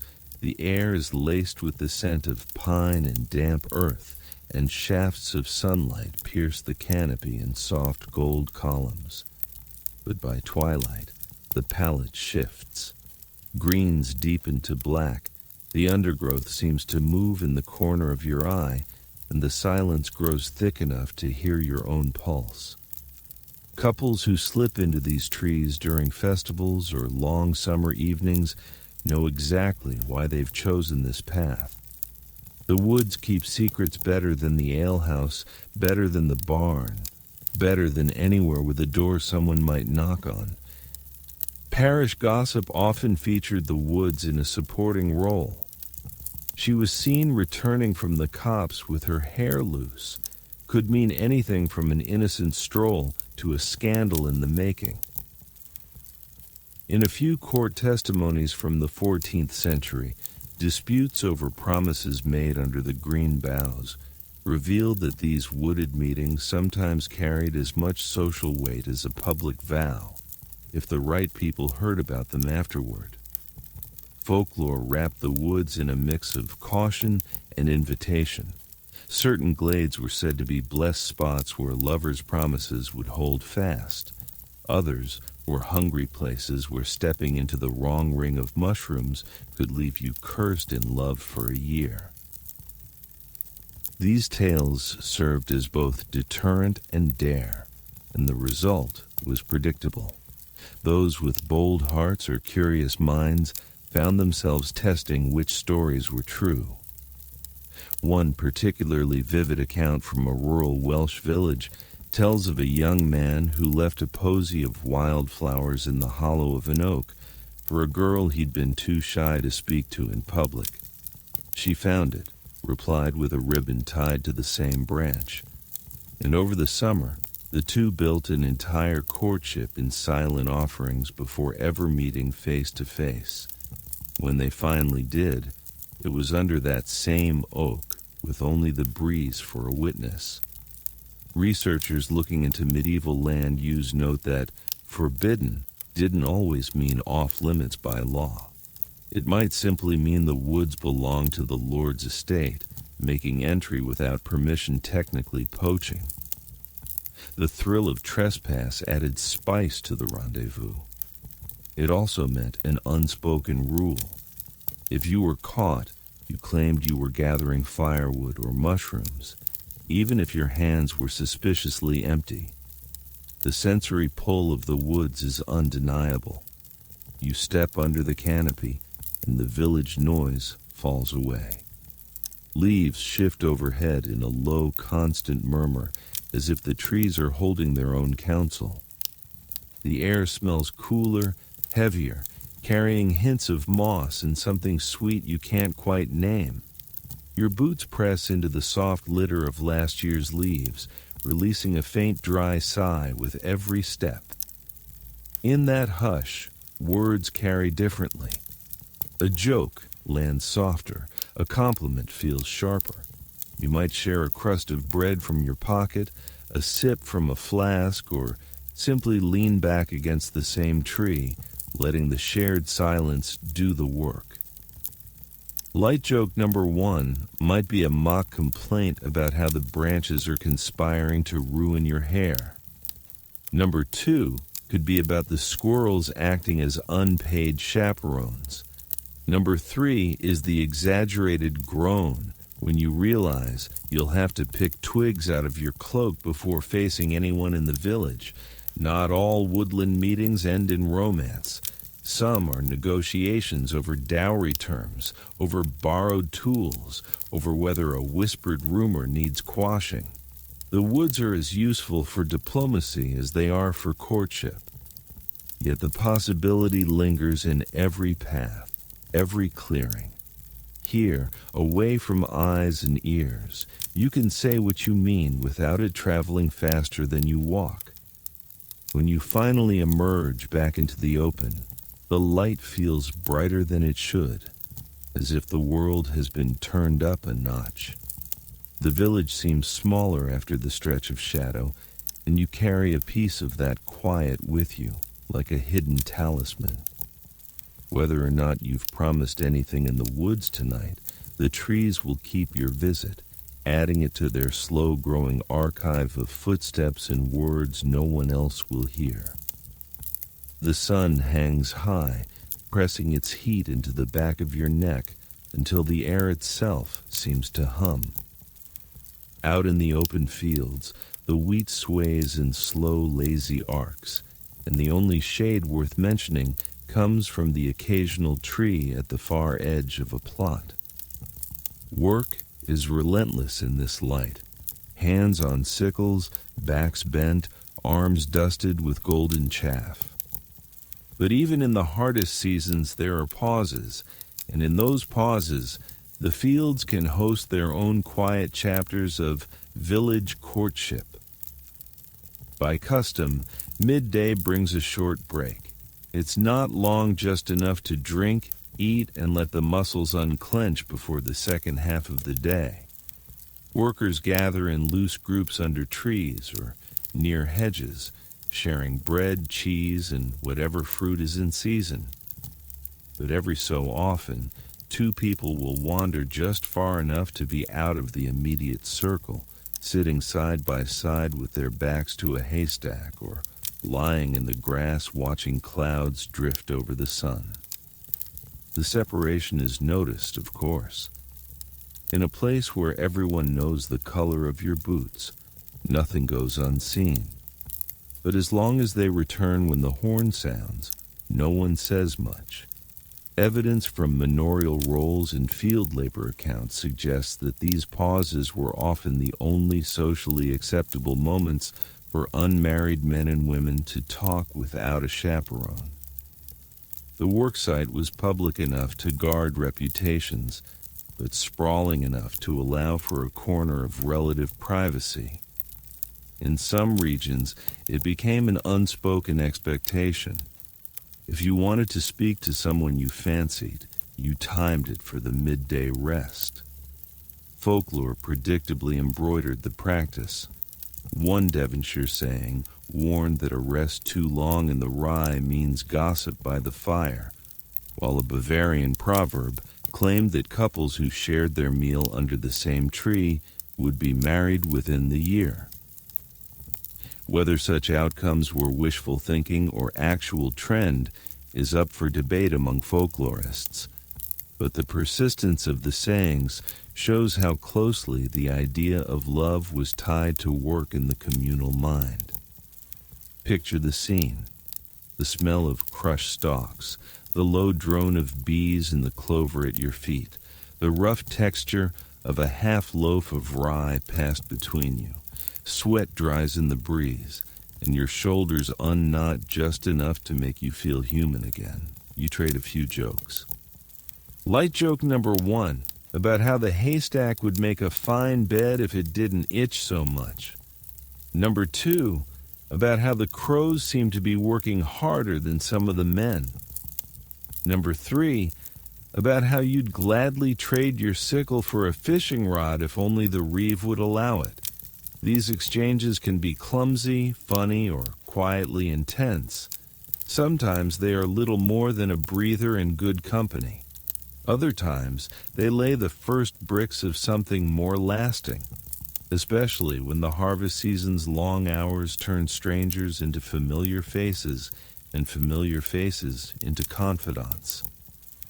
The rhythm of shared labor becomes a kind of background music, and the field itself turns into a witness, mute, golden, and entirely unbothered by human schemes. Scholars of rural social life note that the fields were paradoxical spaces, the most open places in the village, yet also some of the most intimate. There are no walls, no doors, but the sheer expanse of land creates pockets of isolation, like islands in a sea of grain. These moments are fleeting. Once the break ends, you're back to the grind, and whatever was said or unsaid gets folded into the day's work. When the horn finally blows, you brush crumbs from your lap, sling your sickle over your shoulder, and rejoin the others. The sun is still fierce, the stalk still tall, and your muscles already ache at the thought of the next hours. But the work feels lighter somehow, as if the field has lent you a little of its slow patience. And when you glance across the rows and catch the other person's eye, you know they felt it too. A small shared thread in the vast weave of the day. The village gate looms ahead, its timbers weathered to a silvery gray and bound with iron straps that have rusted in intricate streaks. After sundown, it is the domain of the night watch 2 or 3 men appointed to keep an eye on comings and goings, mind the curfew, and ensure no one is wandering in with trouble on their heels. In theory, their role is all business. Watch the road, keep the peace. In practice, the gate is also a stage for late-night meetings that have very little to do with patrol duty. From the watchman's vantage point, the road stretches away into darkness, flanked by the pale shapes of hedges and the darker lumps of trees. The quiet out here is different from the quiet of the woods or the fields. It is taut, expectant, as if holding its breath for a distant cartwheel or the bay of a dog. The watchmen know every sound, the click of a latch, the slap of shoes on packed earth, and they notice when footsteps pause just shy of the torchlight. That's when the game begins. Town and manorial records occasionally mention meetings at the gate and depositions, sometimes framed as harmless, sometimes as a cause for scandal. The gate offered plausible deniability. You could claim you were delivering a message, returning from an errand, or simply checking the road, and yet it was well understood that a softly exchanged word or the passing of a small parcel could be the real reason for lingering in the shadow of the arch.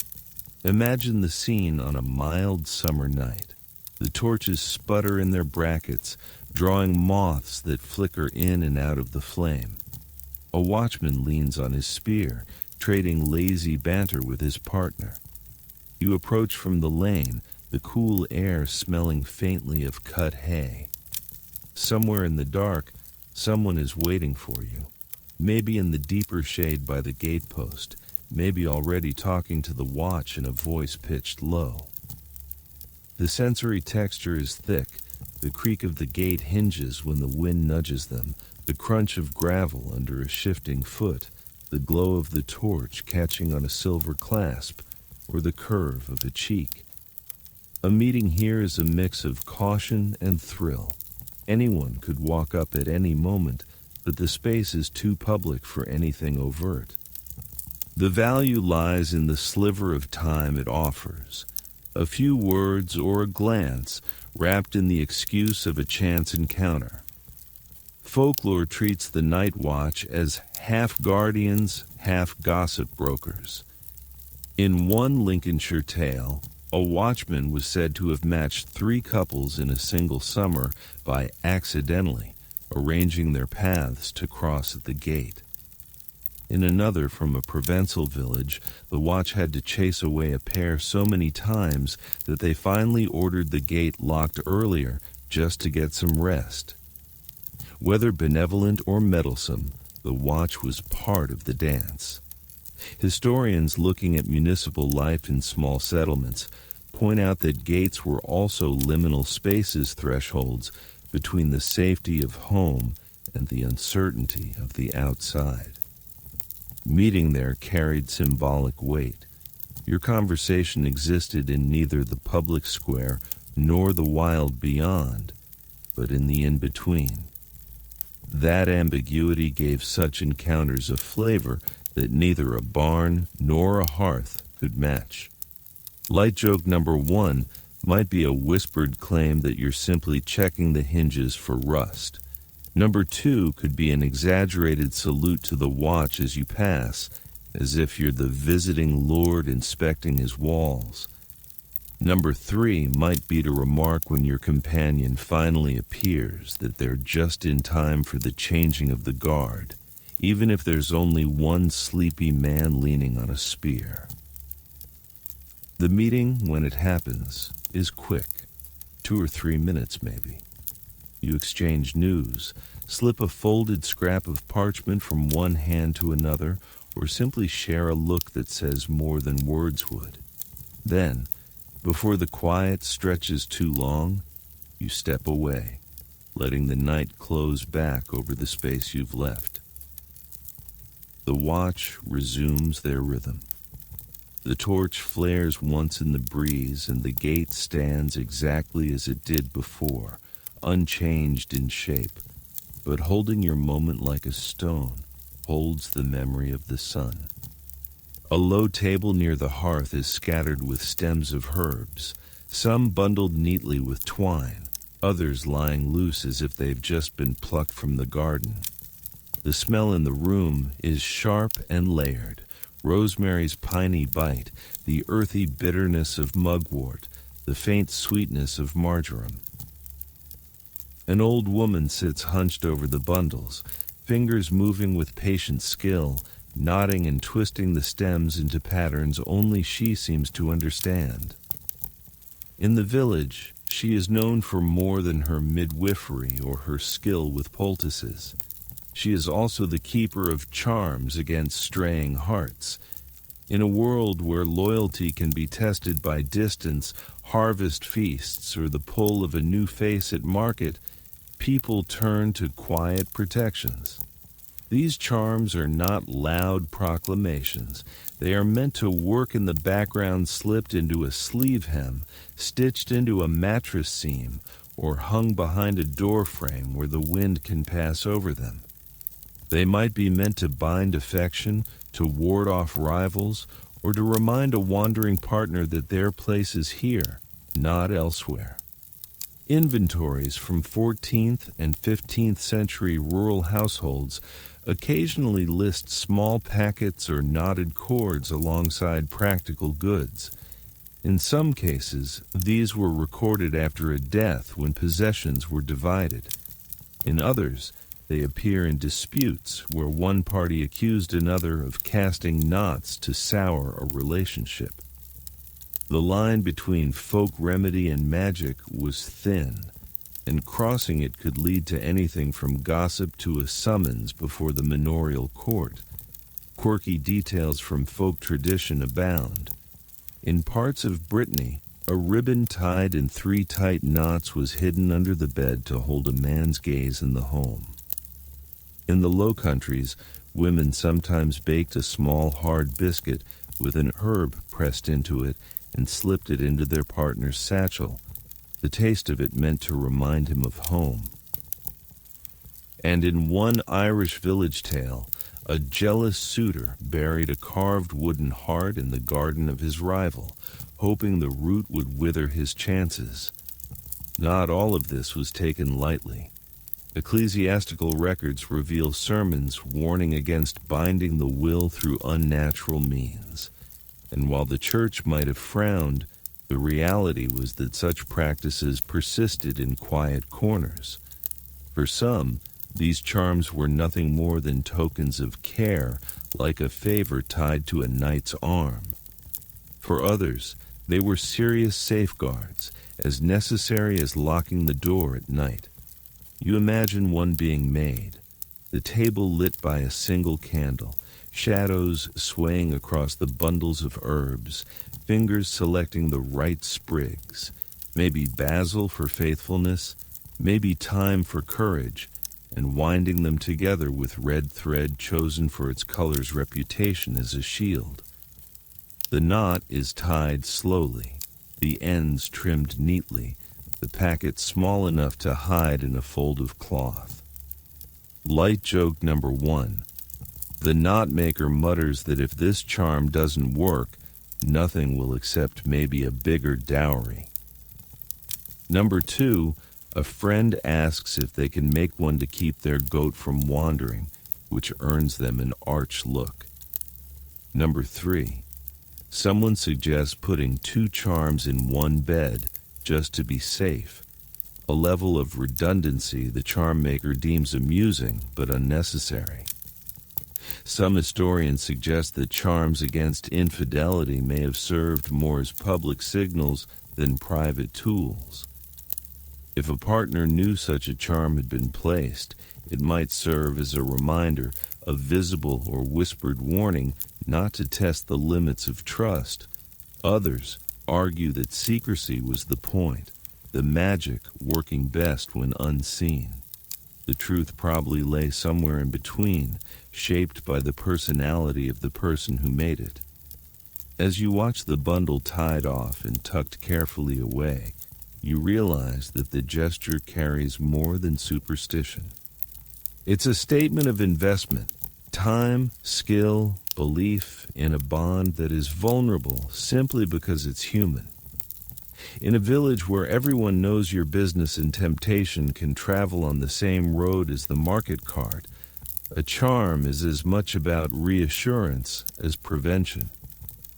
You leave the room with the scent of rosemary still clinging to you, wondering if somewhere in your own bedding, a knot waits quietly, doing its work. The air in the square is busy with voices, but a shift in tone draws your attention. A ripple of laughter from the group near the well, the kind that says something a little daring has just happened. You look closer and see it. A man bending low to brush his lips against a woman's cheek, lingering just long enough to make her blush, and the onlookers smirk. In the medieval village, a kiss was not just a kiss. It carried a vocabulary of its own, a set of unspoken rules everyone understood, even if no one could recite them outright. In some regions, a kiss on the cheek was pure courtesy, given as a greeting between kin or close friends. On feast days or at weddings, it could be a public blessing, 2 people sealing goodwill in front of witnesses. But move that kiss to the lips, and the message shifted sharply. Accounts from 14th and 15th century court depositions make it clear that a mouth-to-mouth kiss between an unmarried man and woman could be cited as evidence of betrothal, especially if it happened in front of others. The act itself wasn't legally binding, but the community's memory often made it so. A handful of civic ordinances even attempted to regulate kissing in public. In certain Italian towns, young couples were fined for immodest display if caught embracing too boldly in the streets. Meanwhile, in parts of northern France, it was considered good manners for a host to greet honored guests with a kiss, though what counted as honored often slid toward desired when no one was looking too closely. There was a courtship strategy in the subtleties. A kiss given during a dance might be brushed off as part of the steps, yet it could be the signal that two people had crossed a threshold. A kiss offered during a churchyard conversation could be framed as a blessing, but in the eyes of village gossip, it might as well have been a wedding announcement. And a kiss stolen at market behind the shelter of a bread stall or beside the noise of a livestock pen could feed speculation for weeks. Folk tradition added its own layers. In some English shires, a kiss under a certain hawthorn tree was said to bind a couple for a year and a day. In a Welsh village tale, two rivals for a woman's affection agreed to settle the matter with a contest of kisses, which, if the storyteller is to be believed, ended with the woman marrying neither, claiming her lips were worn out from the effort. Light joke number 1. Someone says that a peck on the cheek is safe unless it leaves crumbs from the bread you were eating. Number 2. A wry comment that winter kisses last longer because no one wants to pull away from the warmth. Number 3, the observation that in a crowd it's impossible to tell whether a kiss is meant for you until it happens, and by then you're committed to it. Scholars of social customs point out that kissing in the medieval world occupied a space between the private and the public. Unlike a whispered word or a hidden letter, a kiss was visible, physical proof of connection. And in a community where reputations were a kind of currency, that visibility mattered. Even the smallest gesture could be replayed in the telling, embroidered with each retelling until it bore little resemblance to what actually happened. You watch as the woman by the well touches her cheek where the kiss landed, half smiling as she turns back to her bucket. The man steps away, collecting a few approving nods from his companions. The crowd's energy shifts. The moment folded back into the daily noise. But you know it will be remembered tonight by the fire, tomorrow in the weaving shed, next week when someone sees them walking together. A kiss, after all, was never just the meeting of lips. It was a message one that traveled far beyond the moment it was given. Frost crunches underfoot as you make your way down the narrow lane, breath turning to smoke in the bitter air. In the village, winter is a season that tests both the pantry and the heart. It's the time when woodpiles shrink faster than you'd like, when the roof groans under snow, and when bodies instinctively draw closer, sometimes for warmth, sometimes for something more. Among peasants, the cold months gave rise to an arrangement both practical and quietly romantic, the winter cuddling pact. Not every household could keep a fire blazing day and night. Fuel was costly in labor, if not in coin, and warmth was rationed as carefully as grain. In such conditions, sharing a bed was less about propriety and more about survival.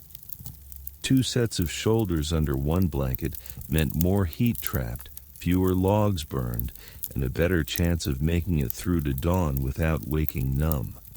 Married couples had this by default, but unmarried villagers sometimes entered into temporary bed-sharing agreements during the coldest weeks, a kind of seasonal partnership that blurred the lines between convenience and courtship. Manorial court roles occasionally referenced these arrangements obliquely, noting fines for keeping house together without bond when a pact was deemed too cozy or lasted beyond winter's end. More often they passed without official notice, so long as both parties returned to their own hearths when the thaw came. In certain alpine villages, there was even a term for it, loosely translating to snow spouse, acknowledging that what happened under the quilts in January might be forgotten by May. Folklore gave these pacts their own set of playful rules. A partner who hogged the blankets was said to steal the spring from the other. One who kept their feet cold on purpose to start a tussle was inviting the fox into the den. In some places, a shared cup of warm ale before bed was part of the ritual, the drink laced with honey or herbs to sweeten the night. Whether those herbs were for flavor or for other effects is a matter historians still debate. The sensory world of a winter bed is vivid. The blanket is heavy, woven from coarse wool that smells faintly of lanolin and smoke. Beneath it, you can hear the slow, deep breathing of the person beside you. Feel the heat radiating from their skin into the chill air between you. Outside, the wind combs through the thatch, and somewhere down the lane, a dog barks once before curling back into its own warmth. The darkness feels thicker than in summer, the hours longer, the closeness more deliberate. Light joke number 1, a muttered complaint about elbows as weapons of winter warfare. Number 2, an observation that the only reliable alarm clock in January is someone's cold toes. Number 3, the claim that you're not sharing the bed for heat at all. It's just a strategic alliance against ghosts, which you insist are more active in deep winter. Not every winter pact ended neatly. Sometimes the intimacy kindled over the cold months carried into spring, leading to formal courtship or even marriage. Other times it dissolved with the ice, leaving only a few awkward nods at market and a shared memory tucked under layers of daily routine. In the rare cases where one party wanted to continue and the other did not, gossip could sting almost as sharply as frostbite. Ethnographers studying these arrangements note that they offered a sanctioned break from the otherwise rigid boundaries between unmarried men and women. The winter pacts acknowledged a simple truth. Human beings, like the animals in their byres, fared better in company. The difference lay in what happened after the snow melted, whether the pact remained a footnote in the village year or turned into the prologue of something more enduring.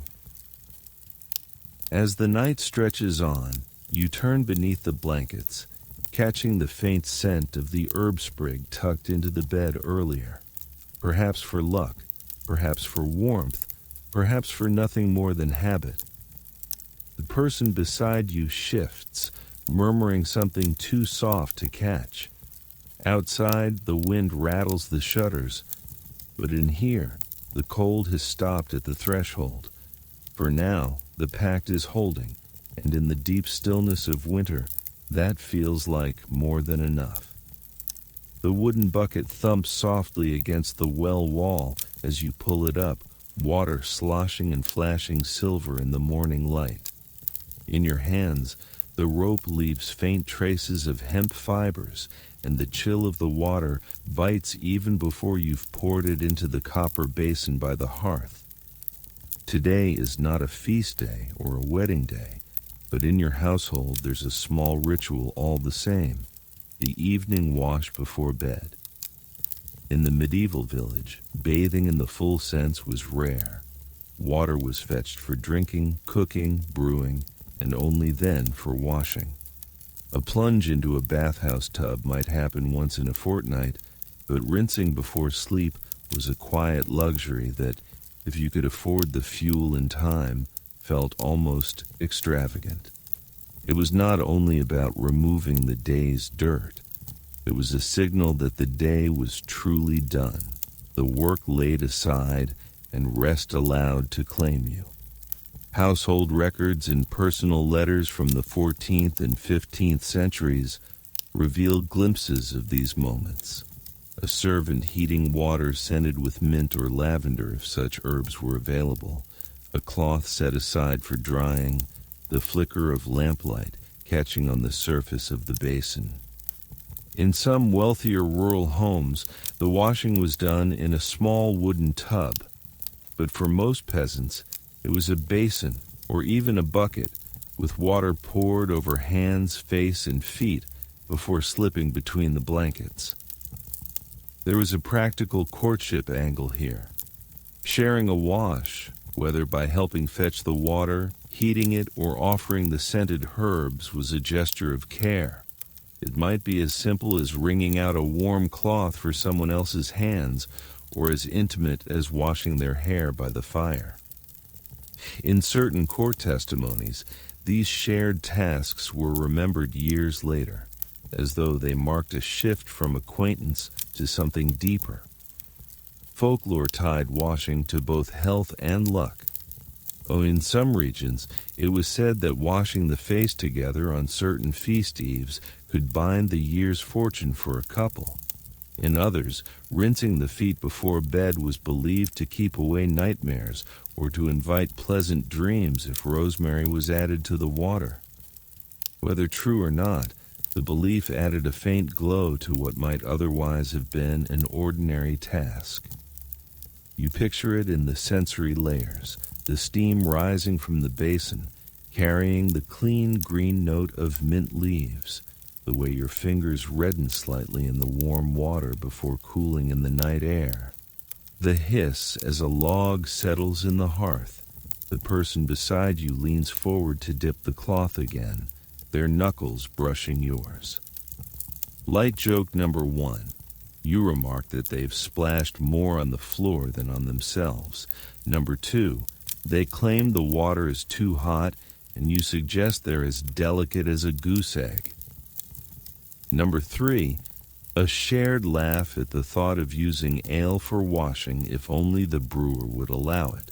Some historians argue that such rituals carried a subtle social message. Cleanliness before bed could signal respect for oneself and one's partner, just as neglecting it might be read as indifference. Others caution that this interpretation might be a modern projection. For many, the act was simply about comfort after a long day of labor.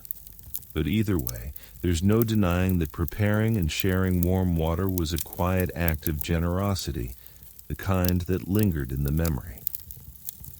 When the basin is emptied and the cloths hung to dry, the room smells faintly of damp linen and whatever herbs you've used. The day's grit has been washed from your skin, and the heat from the fire has soaked into your bones. You crawl into bed under the weight of wool blankets. The last sensation on your hands is still that faint, slippery smoothness from the warm water. Beside you, someone shifts closer. Their own plant is warm from the same ritual. The air outside may be cold, but here in the small radius of the bed, the night feels settled and clean. The firelight flickers across the rough-hewn beams of the hall, casting shadows that stretch like long fingers over the packed earth floor. Tonight, there is no feast, no priest, no village elder, presiding only 2 people, hands clasped, speaking words that will bind them for a year. This is hand fasting, the trial marriage of medieval custom, and in many rural places it carried the same weight as a church wedding, at least for its set span of time. Hand fasting was as straightforward as it was flexible. Two people would agree to live together as a couple for a year and a day, after which they could part without penalty or choose to formalize their bond before the altar. It was a practical arrangement in a world where marriage tied not only hearts but property, labor, and family alliances. In some regions, a witness or two was enough to make it official. In others, the couple tied their own hands with a ribbon or strip of cloth, a symbolic knot to be untied only by mutual consent or by the year's end. Written references in manorial rolls and parish notes describe handfasting as common in areas where access to a priest was limited, especially in winter when roads turned to mud and travel was difficult. For the poor, it was also cheaper. No formal dowry exchange, no wedding feast to feed the entire village. But cheaper didn't mean less significant. For many, the year-long trial was a chance to prove compatibility in work as well as affection. Could they keep a household, tend the land, survive the lean months together? Folk traditions surrounded the practice with small rituals. In some places, the couple would exchange tokens: a spoon carved from bone, a small loaf of bread, a lock of hair. In others, they'd share a cup of ale, each taking a sip while looking into the other's eyes. The cup might then be broken, ensuring no one else could drink from it and steal the bond. Picture the scene. The halls warm from the fire, the smell of peat smoke mingling with the faint sweetness of drying apples strung above the hearth. The ribbon perhaps dyed red for luck loops loosely around the couple's joined hands. Someone, maybe a friend, maybe an aunt with a soft spot for ceremony, says a few words about patience and kindness. Light joke number 1. A cousin calls out that they should also promise to share the bed covers equally. Number 2, someone else reminds them that a year and a day will feel twice as long if one of them snores. Number 3, the ale is passed around, and someone swears the cup grows heavier after each sip, proof the bond is working already. Historians are divided on how legally binding hand fasting truly was. Some argue it was a fully recognized form of marriage in its own right, requiring formal separation if broken early. Others see it as a folk custom with no official standing beyond the village's agreement to respect it. What's certain is that many hand-fasted couples never felt the need to take vows in church afterward. Once a life was built together, why start over? When the ribbon is finally untied, it's folded and kept in a chest or tucked between the pages of a family Bible. The couple leaves the hall hand in hand, stepping into the crisp night air, their breath curling into the dark. The agreement is simple: share the work, share the food, share the bed, and see where the year leads. The village will watch kindly, curiously, sometimes noisily. But for now, the only witnesses that matter are the ones who stood in the firelight when the ribbon was tied. The wind at the edge of the square catches the corner of a wool cloak and flips it like a flag. Across the open space, people are already moving homeward, baskets heavier, purses lighter. But your attention is snagged by the woman near the lane's mouth. She's not calling out or waving. She's adjusting the folds of her headscarf in a way so deliberate that it might as well be a lantern in the night. In the medieval village, clothing is not only necessity or ornament. It is a code book written in wool, linen, and leather, and those who can read it know more than they're told. Color is the first signal. Dyed cloth costs labor and coin, so the shade a person wears speaks before they do. A flash of madder red might mean a garment saved for feast days, or in some cases for catching the eye of someone specific. Blue, especially the deep woad-dyed kind, can hint at a family willing to spend on display. Even undyed brown or gray has its voice. It says either thrift or a deliberate modesty, a choice to blend into the crowd until the moment calls for standing out. Records from late medieval sumptuary laws intended to restrict who could wear what reveal just how closely clothing and status were linked. In some towns, only certain households could wear fur trims or silk veils.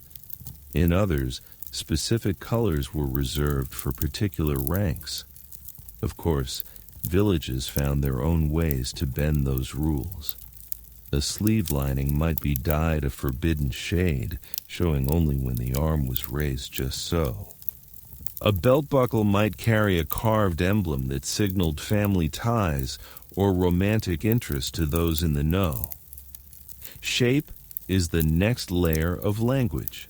A tucked sleeve might indicate readiness for work, but if it stays tucked long after the work is done, it suggests the wearer wants to appear unencumbered, ready to engage.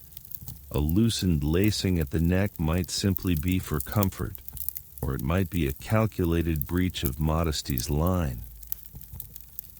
In one court record from Yorkshire, a witness swore that a young man drew his cap low and his hose tight when walking past a certain girl's cottage, a combination the clerk recorded without comment, but which local gossip almost certainly did not ignore.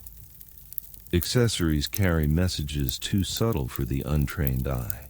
A ribbon tied around a wrist instead of in hair, a brooch pinned on the right rather than the left shoulder, a pouch worn forward instead of to the side.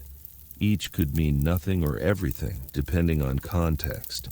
Folk tradition in parts of the Low Countries held that a woman who shifted her belt knot to the opposite hip was declaring herself open to suitors, while in some alpine villages, a man might wear his cap feather turned forward as a signal of intent, quirky detail to file away. In one Devon manorial account, a fine was levied against a man who wore his boots reversed, left boot on right foot and right on left, as a public joke meant to show he'd been turned around by a certain woman's attention. Whether she laughed or not, the record doesn't say. You imagine it now, standing in the bustle of Market's End, watching as someone adjusts a sleeve more times than necessary or pauses to retie a cord with exaggerated care. Light joke number 1. You think of how dangerous it would be if every loose button in the village were taken as a declaration of love. Number 2. A muttered observation that some people would need an entire handbook to keep from making accidental proposals with their hat. Number 3, the idea of a village fashion police deputized to write citations for overly suggestive cloak swirls. Historians debate whether these signals were deliberate courtship tools or simply everyday adjustments later romanticized in memory. Some argue that reading them as coded love notes is projecting modern ideas onto medieval habit. Others counter that in small, close-knit communities, people learn to squeeze meaning out of even the smallest gestures because opportunity for open declaration was rare. The truth is likely tangled in both. Sometimes a sleeve tug is just a sleeve tug, and sometimes it's a wordless invitation. The light begins to soften into that gold hour when shadows stretch long. As stalls are packed and the air cools, you catch the same hand adjusting the same scarf one more time. But now the glance that follows it lands squarely on you. There's no smile, just a stillness, a kind of waiting. You respond without stepping closer. A small shift of your own cloak, enough to show the lining's unexpected color. Then you turn away with the rest of the crowd. The answer, if there is one, will come in the days ahead.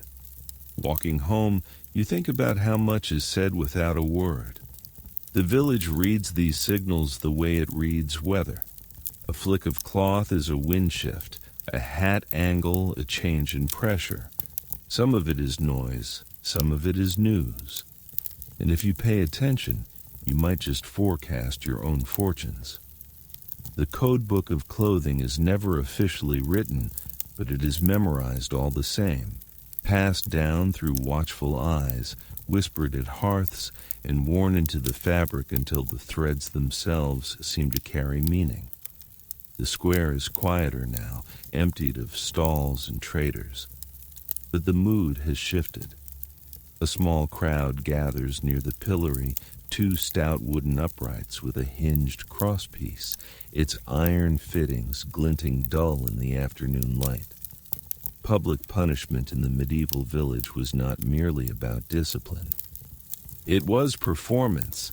Everyone knew when someone was due to be put in the stocks or the pillory, and everyone knew why. And when the offense involved lust or indiscretion, the spectacle took on a particular edge. Parish records and manorial court rolls preserve the dry phrasing. For lewd conduct in the lane, for unlawful betting, for unseemly touching at the feast.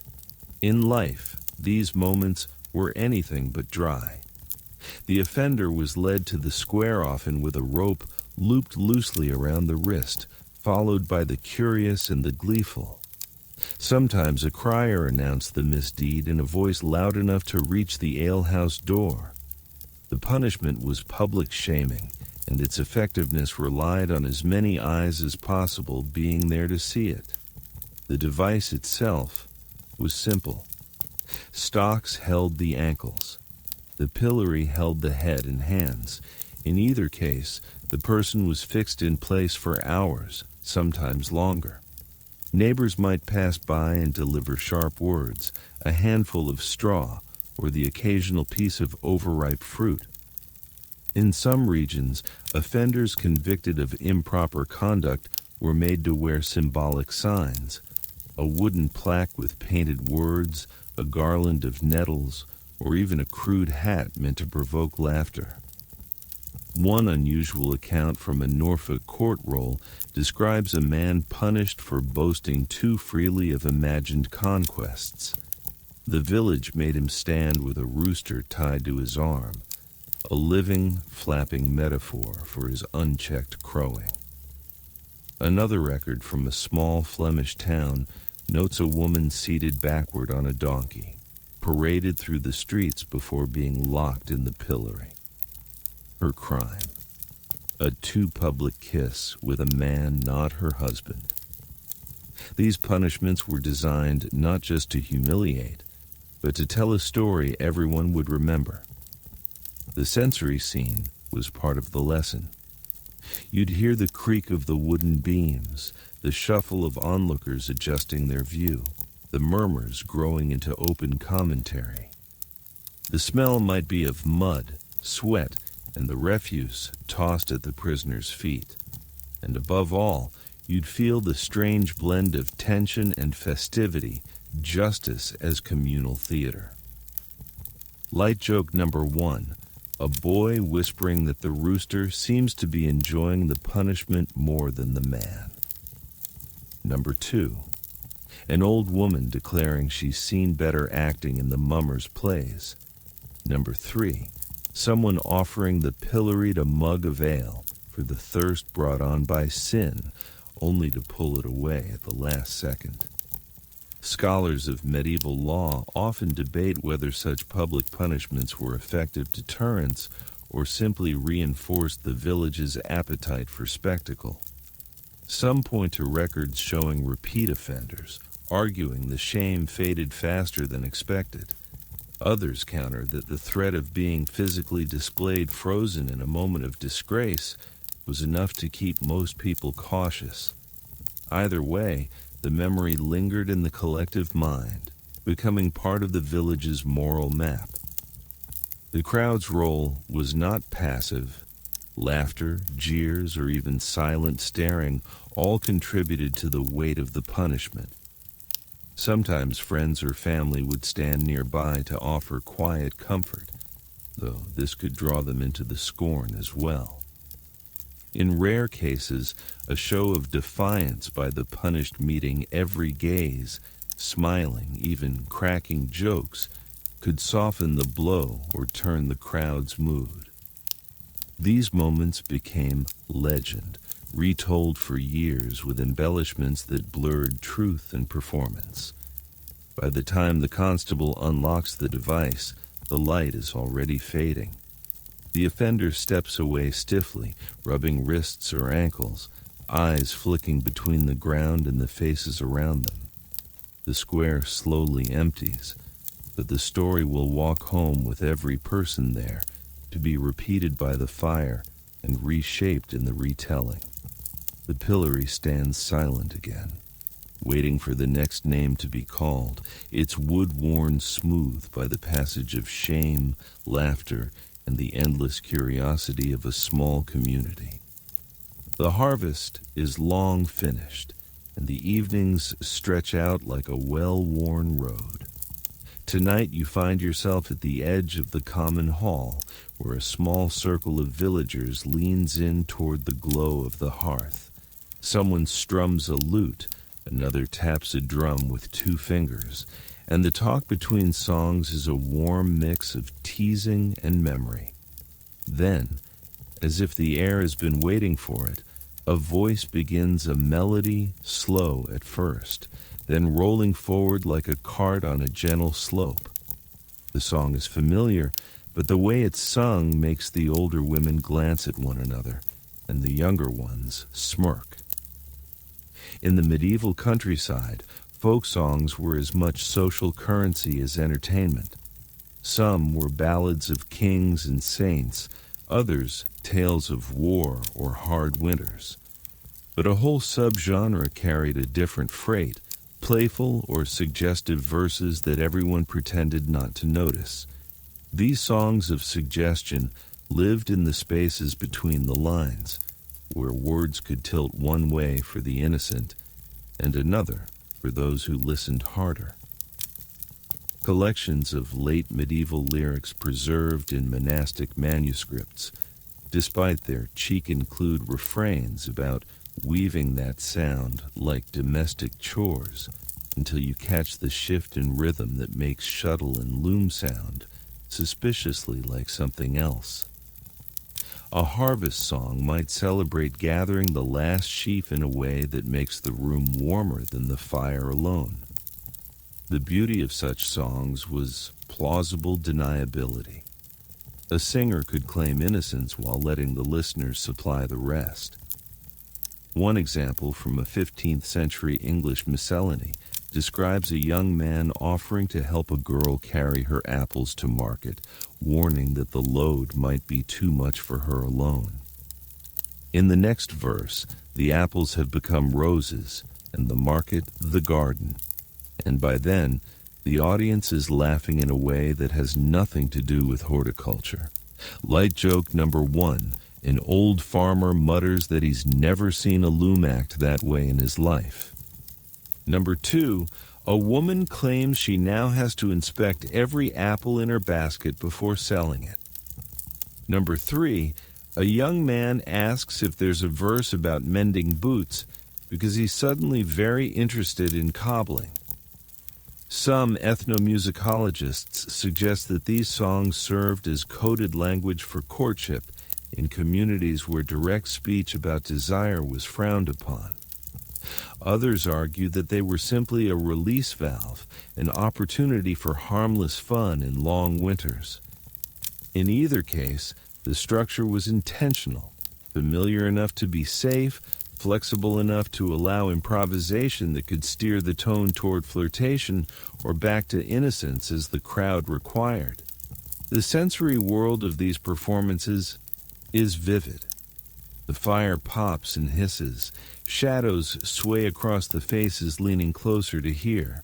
The smell of ale and roasting chestnuts mingles with the faint tang of woolen cloaks drying in the heat.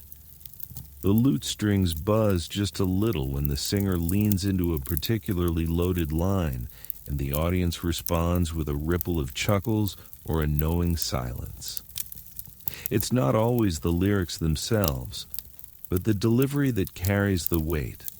A pause before a certain word, a glance across the room, a smile that widens just enough to confirm the double meaning. These are the craft of the seasoned performer. In small villages, everyone knows who can pull it off and who will turn beet red halfway through the verse. That unpredictability is part of the fun. By the time the song ends, the room has shifted. The mood is looser, conversations louder, and somewhere in the back, two people are leaning close, speaking in voices the song has made braver. The singer passes the lute to another who launches into something safe and familiar. But the earlier verses still hum in the air like the echo of a bell. You step outside into the night, the last notes following you into the crisp darkness. Overhead, the stars look sharper than they did when you arrived, and you realize the warmth you're carrying home isn't only from the fire. Songs, after all, have a way of settling under the skin, especially when they say more than they seem to. The lane to the midwife's cottage is narrow, hemmed in by hawthorn and nettle, and smells faintly of damp straw. You follow it past a leaning fence and find the door standing open just enough for voices to slip out.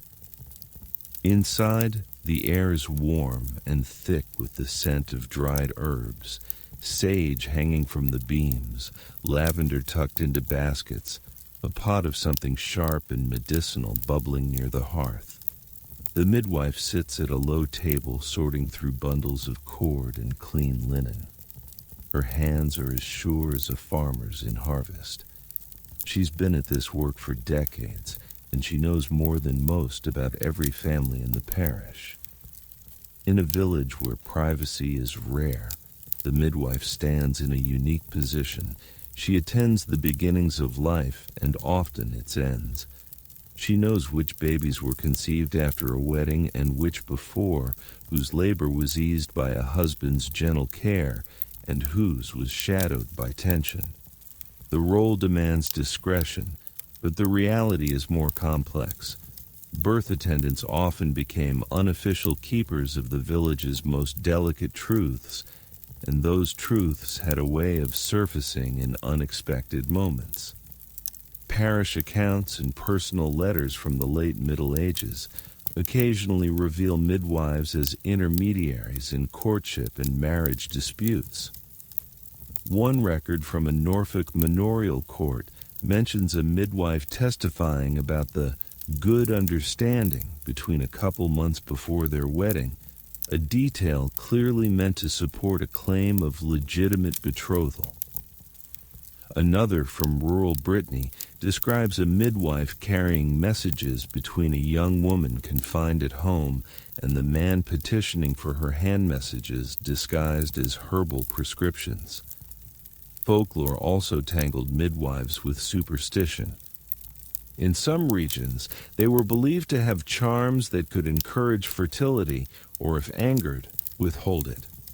Quirky example. A 15th century village rhyme warned, "Keep the midwife in your cheer, lest your cradle stay too near." Whether taken seriously or in jest, it reinforced the midwife's quiet power over the rhythms of love and lineage. You imagine sitting in her cottage on a winter evening. The fire snaps.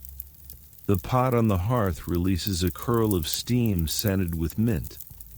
She dips a cloth into warm water, wrings it out with practiced care, and between instructions on easing a cough, tells you, without telling you, who's been walking together after Vespers. Light joke number 1. She remarks that she only notices such things for health reasons. Number 2, she claims the best remedy for lovesickness is a brisk walk and someone worth walking with. Number 3, she says she'll mix you a draft for shyness, though she hasn't found the right herb yet. Historians studying women's roles in rural communities note that midwives often occupied a rare middle ground, respected for their skill, yet woven into the same networks of gossip and alliance as any other villager. Their work gave them access to the most intimate spaces: bedrooms, birthing stools, whispered confessions in the heat of labor. That access made them witnesses not only to physical events, but to the emotional currents beneath them. There was risk in that position. A midwife, accused of breaking confidences, could find her reputation unraveling, and with it, her livelihood. Yet many seem to have walked the line adeptly, passing on information only in the form of general observations or helpful advice that happened to be timely. In a village where words could ripple faster than the stream, this ability to shape the flow without being seen as its source was a kind of mastery. As the evening deepens, the midwife finishes tying her herb bundles and hangs them from the rafters. She asks about your family in a way that feels casual, but covers a lot of ground. Who's well? Who's away? Who's been keeping company with whom? You leave with a pouch of dried chamomile and a sense that she now knows more about your plans than you do yourself. The lane feels narrower in the dark, the hawthorn whispering on either side, and you can't quite shake the feeling that the midwife's knowledge travels with you, tucked into the folds of the herbs like a scent that will not fade. The rain has stopped, leaving the thatch roofs dripping and the cobbles slick. You're making your way past the old well when you see a knot of people gathered near the corner where two lanes meet. At the center stands a young man looking sheepish, a small cloth pouch in his hands. The older woman across from him holds it like it's a nettle she can't quite decide to drop. Something has gone wrong with a love charm, and the entire square is interested. In the medieval village, charms to attract affection or to bind it tighter were part of the fabric of life. Herbs tucked into a pocket, ribbons knotted with whispered words, wax figures hidden under a bed, each carried the promise of bending fortune in one's favor. But like bread left too long in the oven, these charms could backfire, sometimes with comic results, sometimes with consequences that lasted far beyond the laughter. Court records and ecclesiastical decrees mention ill-worked love philters and miscast knots, usually in tones suggesting both moral disapproval and a grudging fascination. One 15th century record from Cornwall tells of a man who ground rose petals and rosemary into a powder meant to make a woman soft of heart. Unfortunately, he spilled it into a communal stew pot at a feast. The result was an evening of bizarrely affectionate toasts among the elders and a fine for disturbing the order of the meal. Quirky case from Brittany. A girl embroidered her crush's name into a handkerchief using a thread dyed with beet juice, believing it would color his dreams. She left it where he would find it, only for the dye to bleed in the rain and turn the name into something entirely unreadable. The village wag decided it looked like the word for goose, and the poor boy endured honking behind his back for weeks. Some historians think the risks were part of the appeal. A charm was a gamble. If it worked, you gained love or loyalty. If it failed, at least you had a story. But not everyone laughed. A mistrusted charm could bring accusations of witchcraft, especially if livestock sickened or a harvest failed soon after. Parish priests warned that any unnatural binding trespassed on God's will, though their sermons didn't seem to reduce the sale of certain herbs in the marketplace. You picture the scene today.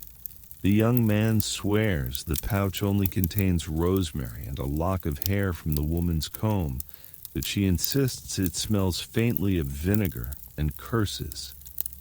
A neighbor leans in to sniff, pronounces it more likely soup than sorcery, and earns a round of chuckles. Light joke number 1. Someone offers to hang the pouch in the cow shed to encourage milking. Number 2. A passing shepherd claims it might work better on sheep. Number 3. The baker says he'll try it on his oven to keep the loaves from burning. The sensory details make it vivid. The faint, sweet, sharp smell of the herbs, the wet cobbles reflecting the light from the alehouse door, the sound of water dripping from the eaves. The crowd's laughter mixes with the cluck of hens wandering too close to the action. At the edge, a few people exchange glances that say they've tried such things themselves, or at least thought about it. Ethnographers note that love charms often functioned as a kind of semi-public declaration. Even if meant to be secret, the risk of discovery and the resulting talk could be part of the strategy. A charm found and discussed might push a courtship forward by giving it the village's attention, for better or worse.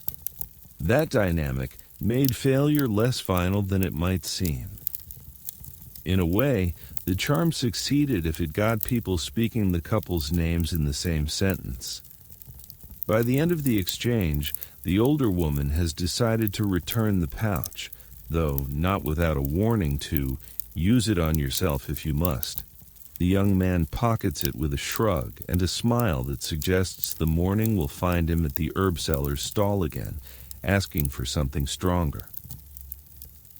As the crowd disperses, the lane smells briefly of rosemary and rain, a reminder that in the medieval village, love, like the weather, could change with a single small misstep. The last night before a wedding is a strange one.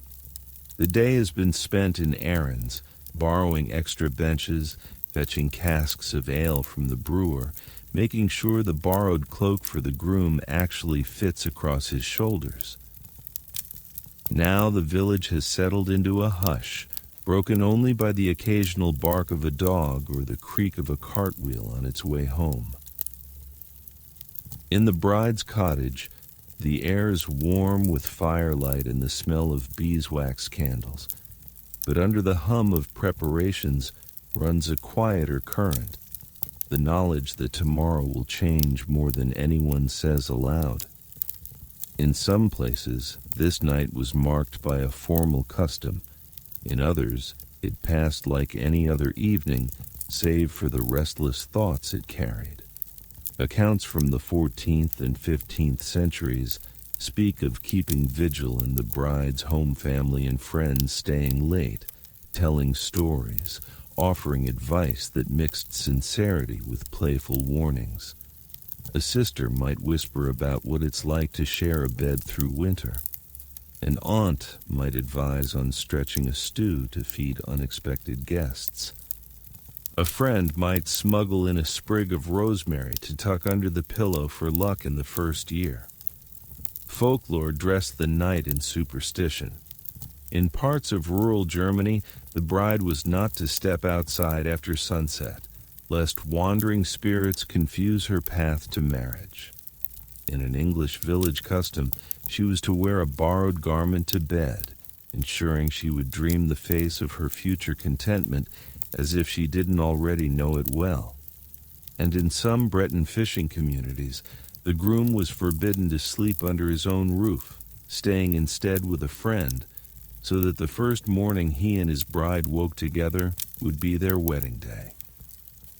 You imagine the sensory fabric of it, the fire's steady crackle, the soft drag of a comb through hair, the faint resin scent from the candle as it pools into golden wax. The bride's hands are busy, not because there's work left to do, but because the stillness makes the heart race. She mends a hem already mended, polishes a clasp until it gleams, then sets it aside, only to pick it up again. Her mother hums a lullaby that hasn't been sung in years, as if to smooth the air into calm. Light joke number 1 might come from her brother, leaning in the doorway to remind her she can still run if she starts now. Number 2 from a cousin who offers to hide her under the hay in the loft until the fuss dies down. Number 3 from the bride herself, rolling her eyes and promising she'll be fine so long as no one makes her dance with Uncle Bernard before the feast has started. Historians of social life note that this night often carried a double role. It was a moment for private reflection, but also the community's last chance to confirm its support for the union.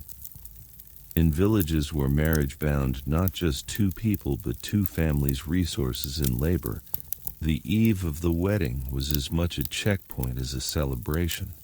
By morning, all hesitations had to be smoothed away, at least in public. Sometimes it was also the night when personal promises were made, small, quiet vows outside the church's hearing. A couple might meet briefly at a doorway, exchanging nothing more than a touch of hands, each reading in the other's eyes the road ahead. Or they might slip a token into the other's keeping, a length of ribbon, a coin, a sprig of some herb with its own silent meaning. These gestures, undocumented and unblessed by official words, often held a weight remembered long after the ceremony itself. When the candles burn low, the household settles. Outside, the lane is silvered with moonlight, and the frost beginning to form on the thatch glitters like scattered salt. Tomorrow will bring bells, feasting, music, and the clamor of voices raised in toasts. But tonight belongs to the in-between. No longer entirely single, not yet entirely bound. The bride lies down beneath the heavy quilt, the borrowed garment warm from her skin, the rosemary tucked under her pillow. She closes her eyes, the murmur of the fire fading into the slow rhythm of her breath, and lets the last night of this chapter slip quietly into sleep.